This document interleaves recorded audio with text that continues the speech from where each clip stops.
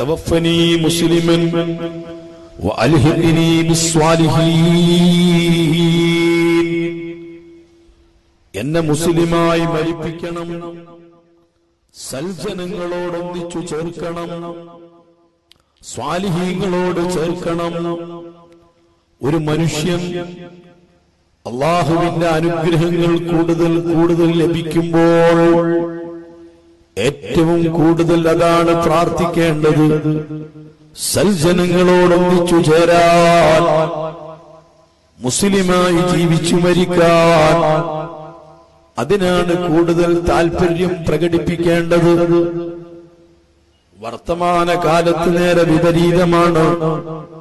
നേരത്തെ നല്ല മതബോധമുള്ളവരും വിശുദ്ധ ഇസ്ലാമിനോടും ഇസ്ലാമിന്റെ സംസ്കാരങ്ങളോടും ഇസ്ലാമിന്റെ ചുറ്റുപാടുകളോടുമൊക്കെ താല്പര്യമുള്ള മുസ്ലിം കുടുംബത്തിൽപ്പെട്ട പിറന്നാളുകൾ തന്നെ സാമ്പത്തികമായി പുരോഗതി വരുമ്പോൾ, വിദ്യാഭ്യാസപരമായിട്ട് പുരോഗതി വരുമ്പോൾ, അതല്ലെങ്കിൽ രാഷ്ട്രീയപരമായിട്ട് പുരോഗതി വരുമ്പോൾ നേരത്തെയുള്ളതിനേക്കാൾ റബ്ബിന്റെ നിഅമത്തുകൾ, അനുഗ്രഹങ്ങൾ കൂടുതൽ കൂടുതൽ ലഭിക്കുമ്പോൾ വന്ന വഴി മറന്നു പോകുന്ന സ്വഭാവമാണ്, ഇസ്ലാമിനോട് പുച്ഛം തോന്നുന്ന സ്വഭാവമാണ്, സാലിഹീങ്ങളെ നിസാരപ്പെടുത്തുന്ന സ്വഭാവമാണ്. എന്നാൽ ഓ സഹോദരാ, ഈ ദുനിയാവിൽ അല്ലാഹു സുബ്ഹാനഹു വ തആല നൽകുന്നതെല്ലാം പരീക്ഷണമാണ്. ഈ ദുനിയാവ് ഒരു പരീക്ഷണത്തിന്റെ ലോകമാണ്. പരീക്ഷണം എന്ന് പറയുന്നത് കഷ്ടപ്പാടുകൾ മാത്രമല്ല, രോഗങ്ങൾ മാത്രമല്ല, ബുദ്ധിമുട്ടുകൾ മാത്രമല്ല, പ്രയാസങ്ങൾ മാത്രമല്ല. അല്ലാഹു സുബ്ഹാനഹു വ തആല പല രൂപത്തിലാണ് അവന്റെ സൃഷ്ടികളെ പരീക്ഷിക്കുന്നത്. ഞാൻ എന്റെ ശബ്ദം കേൾക്കുന്ന ഉമ്മമാരോട് ഉപ്പമാരോട് ചോദിക്കട്ടെ, നിങ്ങളിൽ ഒരാൾ തീരെ കഷ്ടപ്പാടുകളില്ല, രോഗങ്ങളില്ല, ദുരിതങ്ങളില്ല, പ്രയാസങ്ങളില്ല, വളരെ നല്ല സുഖലോലുപതയോടുകൂടെയുള്ള ജീവിതമാണ്, ഇഷ്ടം പോലെ സമ്പത്താണ്, ഇഷ്ടം പോലെ സൗകര്യങ്ങളാണ്, ഇഷ്ടം പോലെ മക്കളാണ്, എല്ലാ അർത്ഥത്തിലും നല്ല സുഖമാണ്, ആരോഗ്യത്തിന് യാതൊരു കംപ്ലൈന്റ് ഇല്ല, ഒരു വിഷയത്തിലും പ്രയാസങ്ങളില്ല. അങ്ങനത്തെ ഒരു മനുഷ്യനെ കുറിച്ച് നിങ്ങൾ എന്താ ചിന്തിച്ചിരിക്കുന്നത്? അവനെ അല്ലാഹു തീരെ പരീക്ഷിച്ചിട്ടില്ല എന്നാണോ പറയുന്നത്? അവന് പരീക്ഷണങ്ങളില്ല എന്നാണോ പറയുന്നത്? അല്ല, അല്ല. വിശുദ്ധ ഖുർആൻ പഠിപ്പിക്കുന്നു, ഈ ലോകത്ത് പടച്ച റബ്ബ് ഏറ്റവും കൂടുതൽ സൗകര്യം കൊടുത്തിരുന്നത് ഒരു പ്രവാചകർക്കാണ്. ഏറ്റവും കൂടുതൽ സമ്പത്ത് കൊടുത്തത് ഒരു പ്രവാചകർക്കാണ്. അല്ലാഹു ബഹുമാനപ്പെട്ട സുലൈമാൻ നബി അലൈഹിസ്സലാം ആരാണെന്നാ നിങ്ങൾ ധരിക്കുന്നത്? സുലൈമാൻ നബി അലൈഹിസ്സലാത്തു വസ്സലാമിനെ പോലെ പടച്ച റബ്ബ് സൗകര്യം കൊടുത്ത പ്രവൃത്തികളാരാ? നമുക്കിവിടുന്ന് വിനീതനായ എന്നെ സംബന്ധിച്ചിടത്തോളം ഇവിടുന്ന് മലപ്പുറത്തേക്ക് യാത്ര ചെയ്ത് എത്ര മണിക്കൂറുകൾ എടുക്കേണ്ടതുണ്ട്. അതല്ലെങ്കിൽ എത്ര വലിയ അത്യന്താധുനിക സൗകര്യങ്ങളുള്ള വാഹനങ്ങളാണെങ്കിലും ആ വാഹനങ്ങൾക്ക് ക്രൂയിഡ് ഓയിലോ അല്ലെങ്കിൽ പെട്രോളോ ഡീസലോ നൽകേണ്ടതുണ്ട്, ഓടിക്കാൻ ഡ്രൈവർ വേണ്ടതുണ്ട്, ഓടാൻ പറ്റുന്ന പാതകൾ വേണ്ടതുണ്ട്, പ്രത്യേക ലൈനുകൾ വേണ്ടതുണ്ട്. അല്ലാഹ് ആ വാഹനത്തിന് തേയ്മാനം വരുന്നുണ്ട്, കാലപ്പഴക്കം വരുന്നുണ്ട്, ആ വാഹനത്തിന് ഇടയ്ക്കിടയ്ക്ക് ഓയിൽ കൊടുക്കേണ്ടി വരുന്നുണ്ട്. എന്നാൽ സുലൈമാൻ നബി അലൈഹിസ്സലാത്തു വസ്സലാം തങ്ങൾക്ക് ലോകം മൊത്തം ചുറ്റി സഞ്ചരിക്കാൻ പടച്ച റബ്ബ് സൗകര്യപ്പെടുത്തി കൊടുത്ത വാഹനത്തെ കുറിച്ച് നിങ്ങൾ ചിന്തിച്ചിട്ടുണ്ടോ? ആ വാഹനത്തിന് കാലപ്പഴക്കം വരുന്നതല്ല, ആ വാഹനത്തിന് ക്രൂഡ് ഓയിൽ ആവശ്യമില്ല, പെട്രോൾ ആവശ്യമില്ല, ഡീസൽ ആവശ്യമില്ല. ആ കാർ ഓടിക്കാൻ ഡ്രൈവർ, ആ വാഹനം ഓടിക്കുന്നതിന് പൈലറ്റ് വേണ്ടതില്ല, ഡ്രൈവർ വേണ്ടതില്ല. സുലൈമാൻ നബി അലൈഹിസ്സലാത്തു വസ്സലാം യാത്ര ചെയ്തിരുന്ന വാഹനത്തിന്റെ പൈന്റിന് കേട് സംഭവിക്കുന്നതല്ല, മങ്ങലേൽക്കുന്നതല്ല, അതിന് തേയ്മാനം സംഭവിക്കുന്നതല്ല. അത്രയും അത്യന്താധുനിക സൗകര്യമുള്ള വാഹനമാ പടച്ച റബ്ബ് സുലൈമാൻ നബിക്ക് വഴിപ്പെടുത്തി കൊടുത്തതെങ്കിൽ, അതാ കാറ്റിനെയാണ് അദ്ദേഹത്തിന് വഴിപ്പെടുത്തി കൊടുത്തതെങ്കിൽ, ഒരു ഭാഗത്തേക്ക് യാത്ര ചെയ്യേണ്ടി വരുമ്പോൾ മഹാനവർ നല്ല സുന്ദരമായിരിക്കുന്ന കാർപ്പറ്റ് വിരിച്ചിട്ട്, അല്ലെങ്കിൽ അതിനോട് സമാനമായിരിക്കുന്ന ബെഡ് വിരിച്ചിട്ടെങ്കിൽ ഇരിക്കുകയാ, കാറ്റങ്ങെടുത്തു കൊണ്ടുപോവുകയാ. എന്തൊരു സ്പീഡാ തന്റെ വാഹനത്തിന്. പക്ഷേ അതേ വായു കിട്ടാത്ത കൃത്രിമമായ വായു കൊടുക്കേണ്ട കാര്യങ്ങളൊന്നുമില്ല. ഇത്തരം സൗകര്യം ചെയ്തു കൊടുത്ത ബഹുമാനപ്പെട്ട സുലൈമാൻ നബി അലൈഹിസ്സലാത്തു വസ്സലാം തങ്ങൾക്ക് എത്ര ഭാഷകളാ പടച്ച റബ്ബ് പഠിപ്പിച്ചു കൊടുത്തത്. അല്ലാഹ് അങ്ങ് തന്റെ പരിവാരങ്ങളും കൂടി ഒരു യാത്ര പോകുന്ന സമയത്ത് അങ്ങ് അകലെ സുലൈമാൻ നബി അലൈഹിസ്സലാത്തു വസ്സലാം തങ്ങളെ കൂടെ പട്ടാളമുണ്ട്, ജിന്നുകളുണ്ട്, ഇഫീരീത്തുകളുണ്ട്, പല സൃഷ്ടികളുമുണ്ട്, മൃഗങ്ങളുണ്ട്. എല്ലാം കൂടിയിട്ട് യാത്ര പോകുമ്പോൾ കിലോമീറ്ററുകൾക്ക് അപ്പുറത്ത് നിന്ന് ഒരു ഉറുമ്പ് പറയുകയാ, യാ അയ്യതുഹൻ നംലു ദഖുലൂ മസാകിനകും ലാ യഹതിമന്നകും സുലൈമാൻ വജുനൂദുഹു. അതേ ഉറുമ്പിൻ കൂട്ടമേ, എത്രയും പെട്ടെന്ന് നിങ്ങൾ മാളങ്ങളിലേക്ക് കടന്നുകൊള്ളുക. സുലൈമാൻ നബിയും തന്റെ പാരാവാരങ്ങളും വരുന്നുണ്ട്. അവരറിയാതെ അവരെ കാലിന്റെ അടിയിൽപ്പെട്ട് നിങ്ങൾ ചവിട്ടി മെതിക്കപ്പെടാതിരിക്കാൻ, നിങ്ങൾ തകർന്നു പോവാതിരിക്കാൻ നിങ്ങൾ എത്രയും പെട്ടെന്ന് മാളത്തിലേക്ക് അങ്ങ് കയറുക. ഉറുമ്പിന്റെ ക്യാപ്റ്റൻ തന്റെ ഉറുമ്പിൻ കൂട്ടത്തോട് പറയുന്നത് കേട്ടപ്പോ സുലൈമാൻ നബി പുഞ്ചിരിച്ചു പോയി. ഇതെന്തൊരത്ഭുതമാ! കേവലം ഒരു ഇംഗ്ലീഷ് മാത്രമല്ല, മനുഷ്യന്മാര് സംസാരിക്കുന്ന ഭാഷകൾ മാത്രമല്ല, ലോകത്തുള്ള എല്ലാ ജീവികളെ ഭാഷകളും പടച്ച റബ്ബ് എനിക്ക് പഠിപ്പിച്ചു തന്നിരിക്കുകയാ. പക്ഷികളെ ഭാഷ അല്ലാഹു എനിക്ക് പഠിപ്പിച്ചു തന്നിരിക്കുകയാ. ജന്തുക്കളെ ഭാഷ പടച്ച റബ്ബ് എനിക്ക് പഠിപ്പിച്ചു തന്നിരിക്കുകയാ. ഇതെല്ലാം എന്തൊരനുഗ്രഹങ്ങളാ! അല്ലാഹ് കോടാനുകോടി വിലപിടിപ്പുള്ള വൈരക്കല്ലുകളും രത്നങ്ങളും ബഹുമാനപ്പെട്ട സുലൈമാൻ നബി അലൈഹിസ്സലാത്തു വസ്സലാമിന്റെ ഏക്കറക്കണക്കിനുള്ള ദർബാറിൽ മൊത്തം പതിച്ചിരിക്കുകയാ. ഇതൊക്കെ ആരാ കൊണ്ട് കൊടുക്കുന്നത്? ആയിരക്കണക്കിന് ഇഫ്രീത്തുകളും ജിന്നുകളും സുലൈമാൻ നബിക്ക് വേണ്ടിയിട്ട് സമുദ്രത്തിൽ നിന്ന് വാരിക്കൊണ്ടുവരികയാ. ഇത്ര സൗകര്യമുള്ളൊരു മനുഷ്യനെ കുറിച്ച് നിങ്ങൾ കേട്ടിട്ടുണ്ടോ? ഇത്ര സൗകര്യങ്ങൾ കൊടുത്തൊരു വ്യക്തിയെ കുറിച്ച് നിങ്ങൾ കേട്ടിട്ടുണ്ടോ? ഇല്ല, ചരിത്രത്തിലില്ല. ആ സുലൈമാൻ നബി അലൈഹിസ്സലാത്തു വസ്സലാം തങ്ങൾക്ക് എവിടെയെങ്കിലും വെള്ളത്തിന് ആവശ്യം വന്നാല്, അല്ലാഹ് ബഹുമാനപ്പെട്ട വെള്ളമുണ്ടെന്നറിയാൻ ഉടനെ തന്നെ തന്റെ കൂടെയുള്ളത് ഹുദ്ഹുദ് എന്ന പക്ഷിയാണ്. മരക്കൊത്തി എന്ന പക്ഷിക്ക് വല്ലാത്ത കാഴ്ചയാണ്. ഭൂമിക്കടിയിൽ എവിടെ വെള്ളമുള്ളതും കാണിച്ചു കൊടുക്കുന്നു. ഉടനെ തന്നെ ഇഫ്രീത്തുകൾ വന്ന് കുഴിക്കുന്നു, വെള്ളം പുറത്തേക്ക് എടുക്കുന്നു. ഇതെന്തൊരു സൗകര്യമാ! ഇത്രമാത്രം സൗകര്യങ്ങളോട് കൂടി ജീവിച്ച സുലൈമാൻ നബി പറഞ്ഞത്, ഇത് എന്തൊരനുഗ്രഹമാ!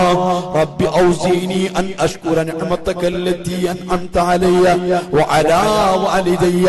മുസ്ലിമീങ്ങളെ തിരിച്ചറിവുണ്ടാവണം. അള്ളാഹുവിന്റെ പരീക്ഷണം എന്ന് പറയുന്നത് കെട്ടപ്പാടുകൾ മാത്രമല്ല, രോഗങ്ങൾ തരൽ മാത്രമല്ല, മക്കളെ തരാതിരിക്കൽ മാത്രമല്ല, പ്രയാസങ്ങൾ തരൽ മാത്രമല്ല, കെട്ടപ്പാടുകളും ദുരിതങ്ങളും കൊണ്ട് മാത്രമല്ല റബ്ബ് പരീക്ഷിക്കുന്നത്. അല്ലാഹു ബഹുമാനപ്പെട്ട സുലൈമാൻ നബി അലൈഹിസ്സലാം പറഞ്ഞു, ലിയബ്ലുവനി അഷ്കുറു അം അക്ഫുറു. ഇതെല്ലാം എന്റെ റബ്ബ് എനിക്കൊരു പരീക്ഷണമായിട്ട് തന്നതാ. ഈ സൗകര്യങ്ങളെല്ലാം എനിക്കൊരു പരീക്ഷണമായിട്ട് തന്നതാ. ഈ സമ്പത്ത് മുഴുവനും എനിക്കൊരു പരീക്ഷണമായിട്ട് തന്നതാ. എന്താ റബ്ബ് പരീക്ഷിക്കുന്നത്? അഷ്കുറു അം അക്ഫുറു, അല്ലാഹുവിന്റെ നിഅമത്തുകൾക്ക് ഞാൻ നന്ദി ചെയ്യുമോ അല്ല ഞാൻ നന്ദികേട് ചെയ്യുമോ എന്ന് പരീക്ഷിക്കാൻ വേണ്ടി തന്നിട്ടുള്ളതാണ്. അതുകൊണ്ട് ആരോഗ്യമുള്ളവര് ചിന്തിക്കണം, രോഗമുള്ളവരും ചിന്തിക്കണം, സമ്പത്തുള്ളവര് ചിന്തിക്കണം, ദാരിദ്ര്യമുള്ളവരും ചിന്തിക്കണം, മക്കളില്ലാത്തവര് ചിന്തിക്കണം, മക്കളുള്ളവര് ചിന്തിക്കണം, എല്ലാ നിലക്കും സുഖം നൽകിയിട്ടുള്ളവർ ചിന്തിക്കണം. അല്ലാഹ് എന്റെ റബ്ബെന്നെ പരീക്ഷിക്കുകയാണ്, പരീക്ഷണത്തിന് വേണ്ടി തന്നതാണ്. എന്താ പരീക്ഷിക്കുന്നത്? അശ്കുറു അം അക്ഫുറു, ഞാൻ പടച്ച റബ്ബിന്റെ നിഅമത്തുകൾക്ക് നന്ദി ചെയ്യുമോ അതല്ല നന്ദികേട് ചെയ്യുമോ? ഇതൊരു പരീക്ഷണത്തിന്റെ ലോകമാ, ഇത് പ്രതിഫലത്തിന്റെ ലോകമല്ല. ഖലഖൽ മൗത വൽ ഹയാത ലിയബ്ലുവകും അയ്യുക്കും അഹ്സനു അമലാ. ഇതെല്ലാം പഠിച്ചത്, മരണം പഠിച്ചത്, ജീവിതം പഠിച്ചത് നിങ്ങളെ പരീക്ഷിക്കുവാനാണ്. അയ്യുക്കും അഹ്സനു അമലാ, നിങ്ങൾ ഏറ്റവും നല്ലവരാരാണെന്ന് പരീക്ഷിക്കുവാനാണ്. അതുകൊണ്ട് ഞാൻ പറഞ്ഞു വന്നത്, ഓരോ മുസ്ലിമായ മനുഷ്യന് മറ്റ് മുസ്ലിമീങ്ങളോടുള്ള ബാധ്യതയാണ്. എന്ത്? അതേ, മരിച്ചാൽ പോവുക, മരിച്ച മയ്യിത്തിന്റെ ജനാസയോട് അനുഗമിക്കുക, അതിന്റെ സംസ്കരണത്തിൽ പങ്കെടുക്കുക, മയ്യിത്ത് നിസ്കരിക്കുക, മയ്യിത്തിന് വേണ്ടി ദുആ ചെയ്യുക, മയ്യിത്ത് മറവ് ചെയ്യപ്പെടുന്നിടത്ത് ഹാജരാവുക. ഇതൊക്കെ കടപ്പാടുകളാ.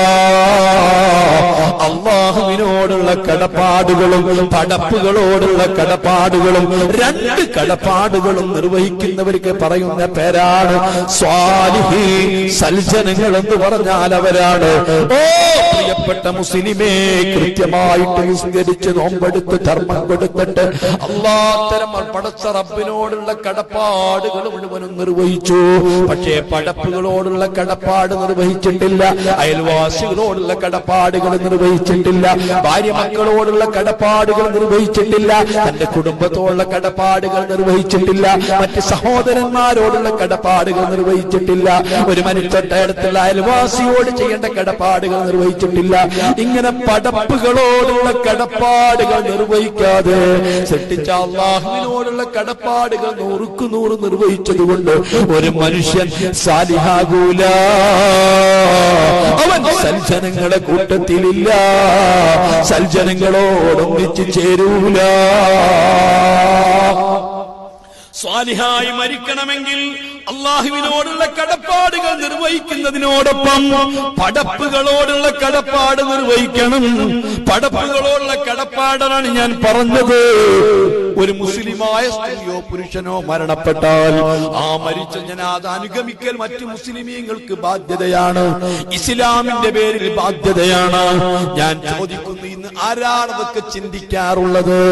ഏറെ 10, 30, 50 ഒക്കെ വയസ്സ് പ്രായമുള്ള ആളുകൾ അങ്ങനെയൊക്കെ ചിന്തിക്കാറുണ്ടെങ്കിലും വളർന്നു വരുന്ന തലമുറയ്ക്ക് അതൊന്നും ചിന്തയില്ല, നാം അവർക്ക് പകർന്നു കൊടുത്തിട്ടില്ല.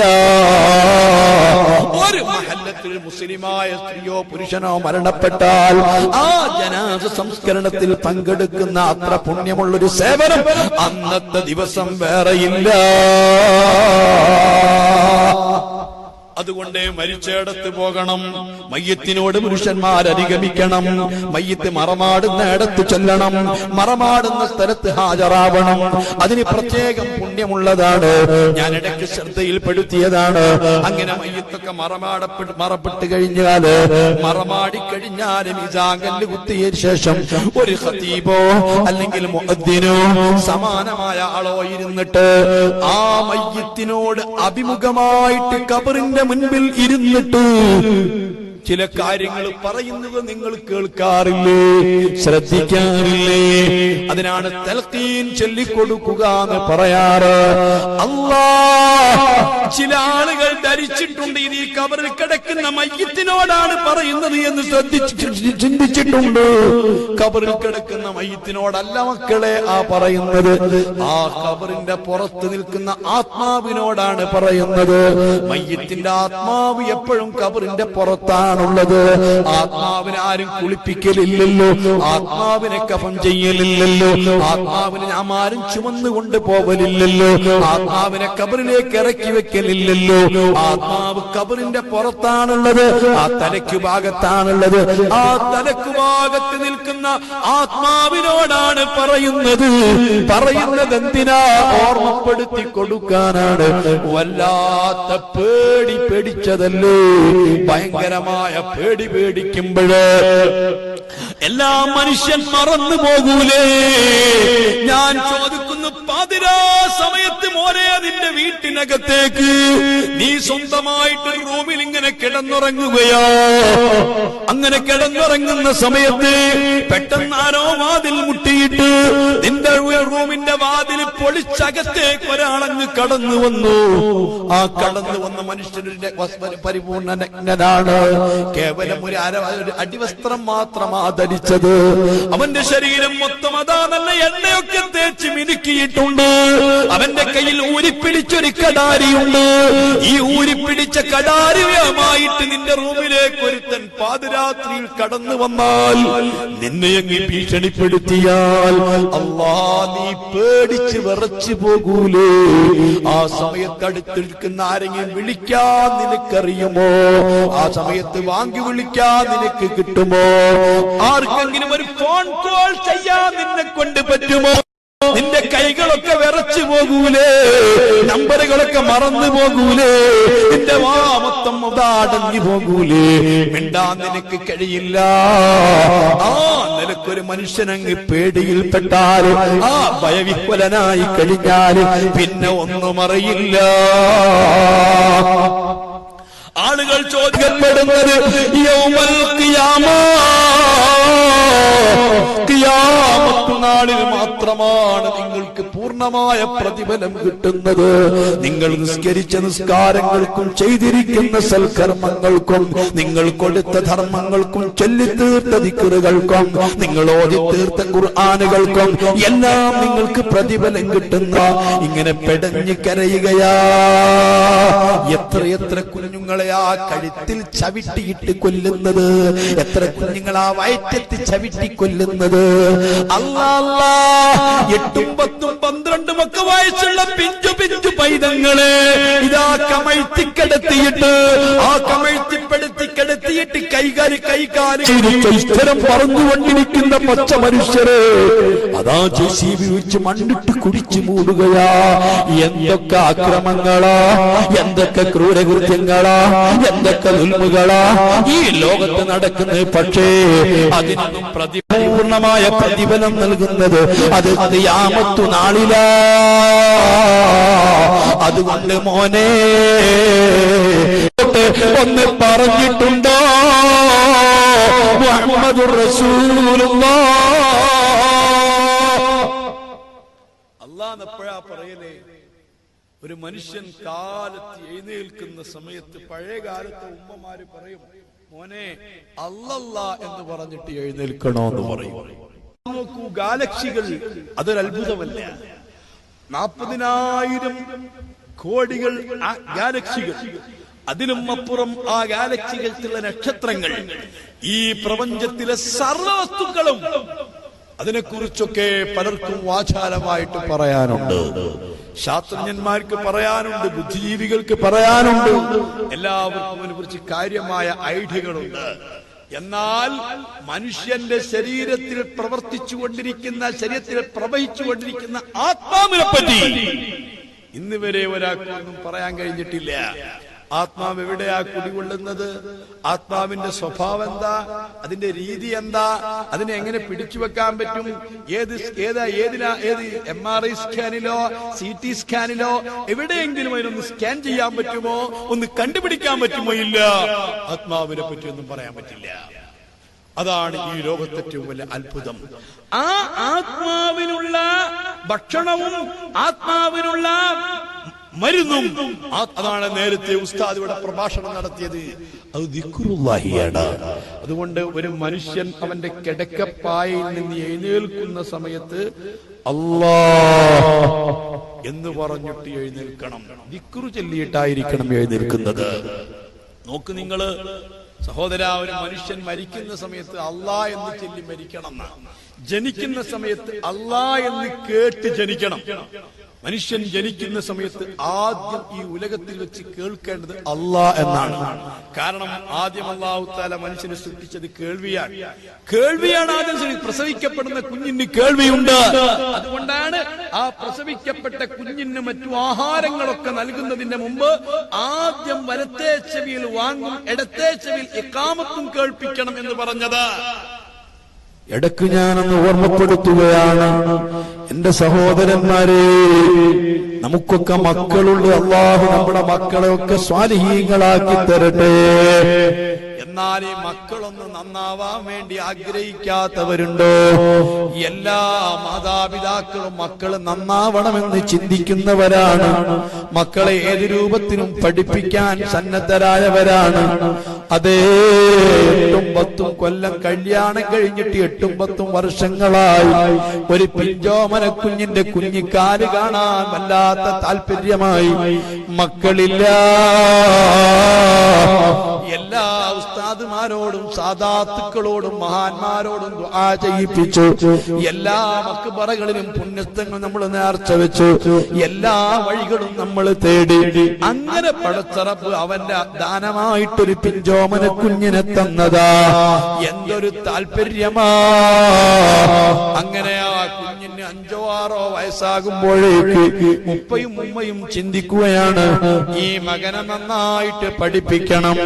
അല്ലാ, മാസതേ എവിടെങ്കിലും വിദൂരത്തുള്ള സ്ഥാപനത്തിൽ കൊണ്ട് ചേർത്തിയാലും വേണ്ടിയില്ല, മാസങ്ങളോളം മക്കളെ കാണാൻ കഴിഞ്ഞില്ലെങ്കിലും വേണ്ടിയില്ല, പൊന്നുമോനുമായിട്ട് അകന്നു നിൽക്കാൻ തീരെ താല്പര്യമുള്ളതല്ല. പക്ഷേ മകൻ നന്നാവണം, അതിന് മകൻ പഠിക്കണം എന്ന് മനസ്സിലാക്കിയിട്ട് മക്കളെ എവിടെയോ കൊണ്ടുപോയി വലിയ സ്ഥാപനങ്ങളിലൊക്കെ കൊണ്ടുപോയി പഠിപ്പിക്കുകയാണ്. ഇതൊക്കെ എന്തിനാണ്? എന്റെ മക്കളൊന്ന് നന്നാവാൻ, ബോധമുള്ള മക്കളായി തീരാൻ, അള്ളാഹുവിനെ കുറിച്ച് ഓർക്കുന്ന മക്കളായി തീരാൻ.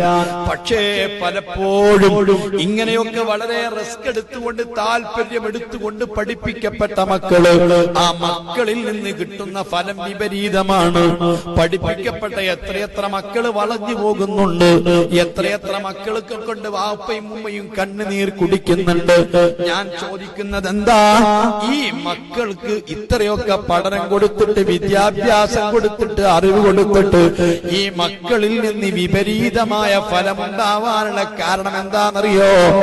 മക്കള് കേടുവരാൻ, ബോധമില്ലാത്ത മക്കളാവാൻ, അറിവില്ലാത്തത് കൊണ്ടല്ല, വിജ്ഞാനമില്ലാത്തത് കൊണ്ടല്ല, വിദ്യാഭ്യാസം നൽകാത്തത് കൊണ്ടല്ല. ഈ മകൻ പ്രസവിക്കപ്പെട്ടപ്പോ ഈ മകന് ആദ്യം അവന്റെ കാതിൽ കേൾപ്പിക്കേണ്ട ഒരു മന്ത്രമുണ്ടായിരുന്നു. അത് സൃഷ്ടിച്ച അല്ലാഹുവിന്റെ പേരാ. ഇന്ന് 30-40-50 വയസ്സ് പ്രായമുള്ള ആളുകളുടെ ശബ്ദം കേൾക്കുന്നുണ്ടാകും, എന്റെ പ്രായത്തിലുള്ള ആളുകളുണ്ടാകും. അവരൊക്കെ സുബ്ഹാനല്ലാഹ് ഉമ്മമാരെ പ്രസവിച്ചത് അതാ ഭക്തിസാന്ദ്രമായ ഒരു അന്തരീക്ഷത്തിലാണ്. അതാ ചെറിയ ചെറിയ വീടുകളിലെ ചെറിയ റൂമിനകത്ത്, വിശാലമായ ജനല് പോലും ഇല്ലാത്ത, കാറ്റ് കടക്കാത്ത ഇരുട്ടുള്ള റൂമിനകത്ത് 3-4 പെണ്ണുങ്ങൾ ഒന്നിച്ചിരുന്നിട്ട് ഖുർആൻ ഓതുകയോ, മാല ചൊല്ലുകയോ, ദിക്റ് ചൊല്ലുകയോ, സ്വലാത്ത് ചൊല്ലുകയോ, നല്ല ഒരു ആത്മീയത മുറ്റി നിൽക്കുന്ന അന്തരീക്ഷത്തിലാണ് ഒട്ടുമിക്ക ആളുകളും ഒന്ന് പ്രസവിക്കപ്പെട്ടിരുന്നത്.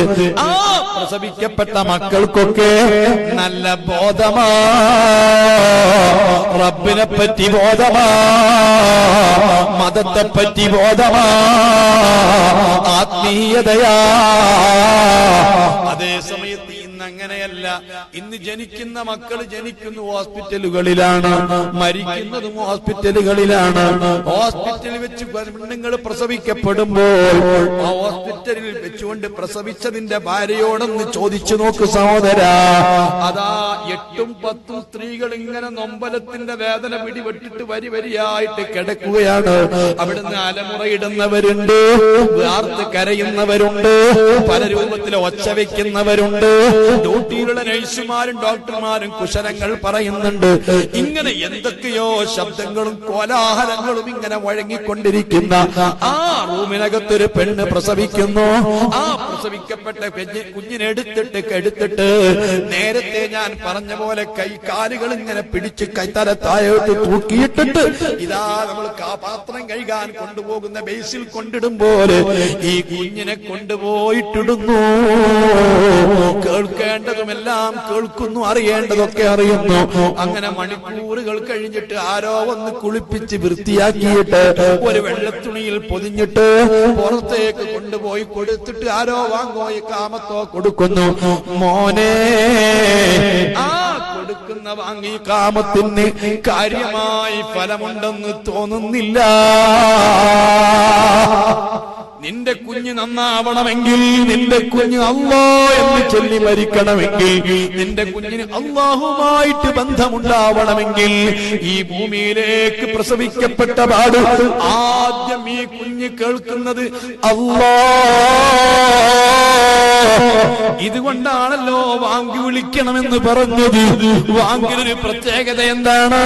വാങ്കിൽ ഹയ്യാല സ്വലാ ഹയ്യാലൽ ഫലാ, ഈ രണ്ട് കലിമത്തുകൾ അങ്ങ് മാറ്റി നിർത്തിയാല് ബാക്കി എല്ലാ കലിമത്തുകളിലും മുഴങ്ങി കേൾക്കുന്ന ശബ്ദം അല്ലാ.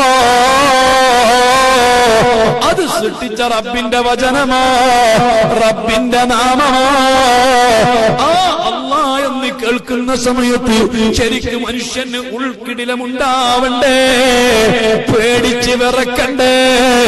ഇതാ ദിക്റുല്ലാഹു വജിലതു ഖുലൂബുഹും, സൃഷ്ടിച്ച അല്ലാഹുവിനെ കുറിച്ച് ബോധമുള്ള മനുഷ്യനാണെങ്കിൽ അല്ലാഹ് എന്ന് കേൾക്കുമ്പോ, അല്ലാഹ് പറയുമ്പോ അവന്റെ ഹൃദയം കിടന്ന് പടക്കുകയാ. എന്റെ പ്രിയപ്പെട്ട സഹോദരാ, നിന്റെ ആരോഗ്യം ഓരോ നിമിഷവും നിന്റെ ശരീരം നിലനിൽക്കണമെങ്കിൽ, നിന്റെ ഹൃദയം മിടിക്കണമെങ്കിൽ, നിനക്ക് ഒച്ച വെച്ച് സംസാരിക്കണമെങ്കിൽ, നിന്റെ വായു മേലോട്ടും കീപ്പോട്ടും ഇങ്ങനെ ശ്വാസോച്ഛ്വാസം നടക്കണമെങ്കിൽ, രക്തം ഇങ്ങനെ അങ്ങോട്ടും ഇങ്ങോട്ടും പാസ് ചെയ്യണമെങ്കിൽ പടച്ച റബ്ബിന്റെ പ്രവൃത്തി വേണ്ടേ?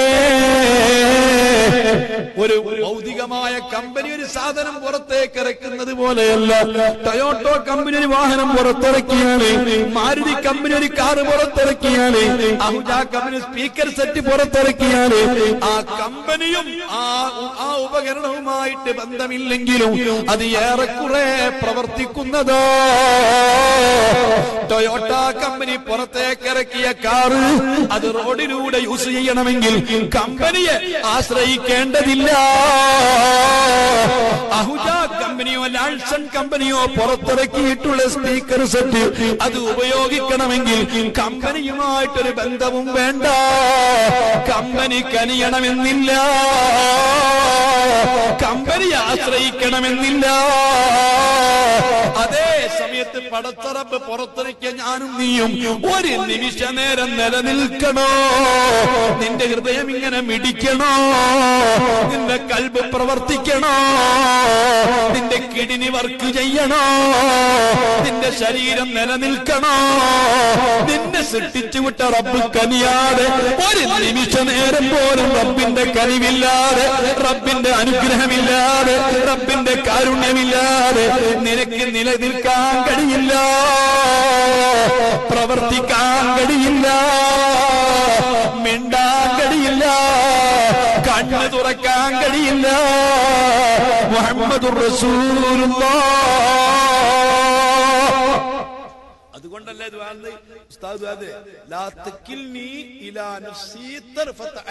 ഒരു കണ്ണിമ വെട്ടുന്ന സമയം പോലും നീ ഞങ്ങളിലേക്ക് ഏൽപ്പിക്കരുത്. അല്ലാഹു തആല പറയാണ്, എന്റെ പണിയൊക്കെയാണ് നടന്നോട്, നീയും നിന്റെ പാടും എന്ന് പറഞ്ഞാൽ ഒരു നിമിഷ നേരം മനുഷ്യന് ജീവിക്കാൻ കഴിയില്ല. മുസ്ലിം ചെറുപ്പക്കാരറിയുന്ന ഒരു ഉദാഹരണം ഞാൻ പറയാം. അള്ളാഹുവിനെ കുറിച്ച് എന്താ നമ്മൾ മനസ്സിലാക്കിയത്? ഇത് അടുത്ത് 2-3 മാസം മുമ്പ് ഞാനൊരു സ്ഥലത്ത് പോലെ വാതിന് വേണ്ടി പോയി. ആ വാതിന് വേണ്ടി പോയപ്പോ ഒരു വീട്ടിൽ ഭക്ഷണത്തിന് കൊണ്ടുപോയി. ഭക്ഷണം കൊടുക്കുന്നതിന് എത്ര താല്പര്യമാണ് ഉമ്മമാർക്ക്, സഹോദരിമാർക്ക്. അല്ലാഹു അർഹമായ പ്രതിഫലം നൽകുമാറാവട്ടെ. അത്ര പുണ്യപ്പെട്ട ഒരു കാര്യം വേറെ ഇല്ല. ഇസ്ലാമിൽ ഏറ്റവും പുണ്യമുള്ള കാര്യമാണ് ഭക്ഷണം കൊടുക്കുക എന്ന്. ഇരിക്കട്ടെ, ഭക്ഷണം കൊടുക്കാൻ ഭക്ഷണത്തിന് വേണ്ടി വീട്ടിൽ പോയപ്പോ ഇവിടെ ഇപ്പൊ ഞാൻ അല്പസമയം ഭക്ഷണം കഴിച്ചു. എന്തെല്ലാം ആളുകൾക്ക് ഭക്ഷണം കോരിയിട്ട് തരാന്, അത് നമുക്ക് പ്ലേറ്റിലേക്ക് ഇട്ട് തരാന്, നമ്മളെ പ്രേരിപ്പിക്കുവാന്, കറി ഒഴിച്ചു തരാന് എന്തൊരു താല്പര്യത്തോടു കൂടെയാണ്. അങ്ങനെ സൽക്കരിക്കുന്നതിന്റെ പേരാണ് ഇക്റാമുൽ ലൈഫ്. അള്ളാഹുവിലും അന്ത്യനാളിലും വിശ്വസിക്കുന്ന ആളുകൾ അതിഥിയെ ബഹുമാനിക്കണം, ആദരിക്കണം. അത് ഈമാനിന്റെ ഭാഗമാണ്. എത്രത്തോളം അതൊക്കെ ഞാൻ എപ്പോഴും പറയാറുണ്ട്. എന്റെ ശിഷ്യന്മാരോടൊക്കെ പറയുന്നത് കാസർഗോട്ടുകാർക്ക് പഠിക്കേണ്ടതാണ്. വടക്കു ഭാഗത്തുള്ളവര് അവരെപ്പോഴും ഈ സമീപകാലം വരെ ഭക്ഷണം കഴിക്കാൻ വേണ്ടി ഇരിക്കുമ്പോ അവര് പാത്രം കൊണ്ട് ഒന്ന് കൈ കഴുകി തരുമായിരുന്നു. അതാണ് അതിന്റെ സുന്നത്ത്. അതാണ് അതിന്റെ സുന്നത്ത്. ഇങ്ങനെ പല സുന്നത്തുകളും ഇങ്ങനെ മറഞ്ഞുപോയി ഇപ്പോഴും ഇവിടെ ചിലർക്കൊക്കെ ബേസിൽ പോയി കഴുകിക്കോളി പറയേണ്ടടുത്ത് എത്തിയിട്ടുണ്ട്. ശരിയായ സുന്നത്ത് അത് കൈകലാണ്. അതുപോലെ തന്നെ നാം ഭക്ഷണത്തിന് വേണ്ടി ഇരുന്ന ശേഷമേ ഭക്ഷണം വിളമ്പാൻ പാടുള്ളൂ. അതാണ് സുന്നത്ത്. എന്നുപോലെ ഭക്ഷണം കഴിച്ച് ഭക്ഷണത്തിന്റെ പാത്രം എടുത്തു കൊണ്ടുപോയ ശേഷമാണ് എഴുന്നേൽക്കേണ്ടത്. അതാണ് സുന്നത്ത്. നേരത്തെ ഇവിടൊക്കെ അങ്ങനെ ആയിരുന്നു. ഇപ്പോൾ അതൊക്കെ അന്യമായിക്കൊണ്ടിരിക്കുകയാണ്. ഇരിക്കട്ടെ, അങ്ങനെ ഭക്ഷണം കഴിച്ചുകൊണ്ടിരിക്കുമ്പോൾ കുറേ ചെറുപ്പക്കാര് വളരെ താല്പര്യത്തോടുകൂടി സൽക്കരിക്കുകയും ഭക്ഷണം ഇട്ട് തരികയും ഭക്ഷണം കഴിക്കാൻ വേണ്ടിയിട്ട് പ്രേരിപ്പിക്കുകയും ചെയ്യുകയാണ്. അതൊക്കെ ഞാൻ ഇങ്ങനെ ശ്രദ്ധിക്കുന്നു. അങ്ങനെ ഭക്ഷണം കഴിച്ച് ഞാൻ കൈപോയി കഴുകുമ്പോ ഒരു ചെറുപ്പക്കാരൻ, നല്ല ആരോഗ്യവാനായ ഒരു ചെറുപ്പക്കാരൻ, ആ ചെറുപ്പക്കാരൻ ഇതിലൊന്നും ഇടപെടുന്നില്ല, അയാളൊന്നും മിണ്ടുന്നില്ല, അയാൾ ഇങ്ങനെ ഇരിക്കുകയാണ്. ഞാൻ ചോദിച്ചു, നിങ്ങളെന്താ ഒന്നും മിണ്ടാത്തത്?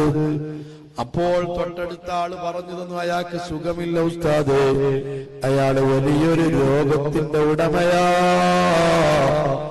ക്യാൻസർ പിടിപെട്ടതാ. ഒറ്റ നോട്ടത്തിൽ അയാൾക്കൊരു രോഗമുണ്ട് എന്ന് എനിക്ക് തോന്നിയില്ല. അയാള് പറഞ്ഞു, തൊണ്ടയ്ക്കു ക്യാൻസറാ,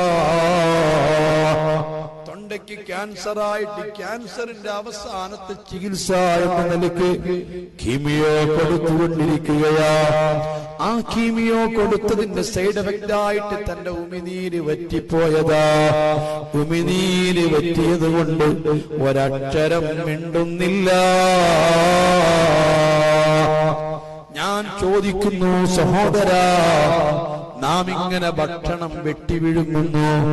ഈ കഴിക്കുന്ന ഭക്ഷണത്തിന്റെ രുചി നമുക്കറിയണമെങ്കിൽ നമ്മുടെ നാവിൽ ഉമിനീര് വേണം.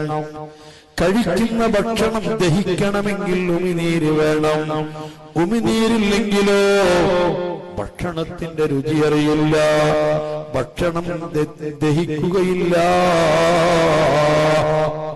നിങ്ങൾ ഏതെങ്കിലും ഹോസ്പിറ്റലിലൊക്കെ ചെന്നാൽ നിങ്ങൾ കാണുമല്ലോ, കണ്ടിട്ടുണ്ടാകുമല്ലോ, അതാ മൂക്കിലൂടെ കൊയലിട്ട് കൊണ്ട് ഭക്ഷണം ഒഴിച്ചു കൊടുക്കുന്ന ആളുകളെ കണ്ടിട്ടില്ലേ? ആളുകൾ എന്തെങ്കിലും ഭക്ഷണത്തിന്റെ രുചി അറിയുന്നുണ്ടോ? ഒരു ഭക്ഷണത്തിന്റെ രുചിയും അറിയില്ല. ആ കൊയലിൽ കൂടി ഇങ്ങനെ ഒഴിച്ചു കൊടുക്കുന്ന ആളുകൾക്ക് കനമുള്ള ഭക്ഷണം കൊടുക്കാൻ പറ്റുമോ? കനത്ത ഭക്ഷണം കൊടുത്താൽ വയറ്റിൽ നിന്ന് ദഹിക്കൂല. എന്താ ദഹിക്കാത്തത്? വായിൽ ഉമിനീരില്ലാത്തത് കൊണ്ടാണ്. അതുപോലെ ഉമിനീരില്ലെങ്കിൽ മോനെ നിനക്കൊരക്ഷരം മിണ്ടാൻ കഴിയില്ല. നമ്മൾ പറയാറില്ലേ, അവൻ എന്തൊരു നാവാണ്, എന്തൊരു നീട്ടമുള്ള നാവാണ്, എന്തൊരു വാചാലനാണ്, എന്തൊരു പ്രഭാഷണമാണെന്നൊക്കെ പറയും. പക്ഷേ ഉമിനീരില്ലെങ്കിലോ മിണ്ടാൻ കഴിയില്ല.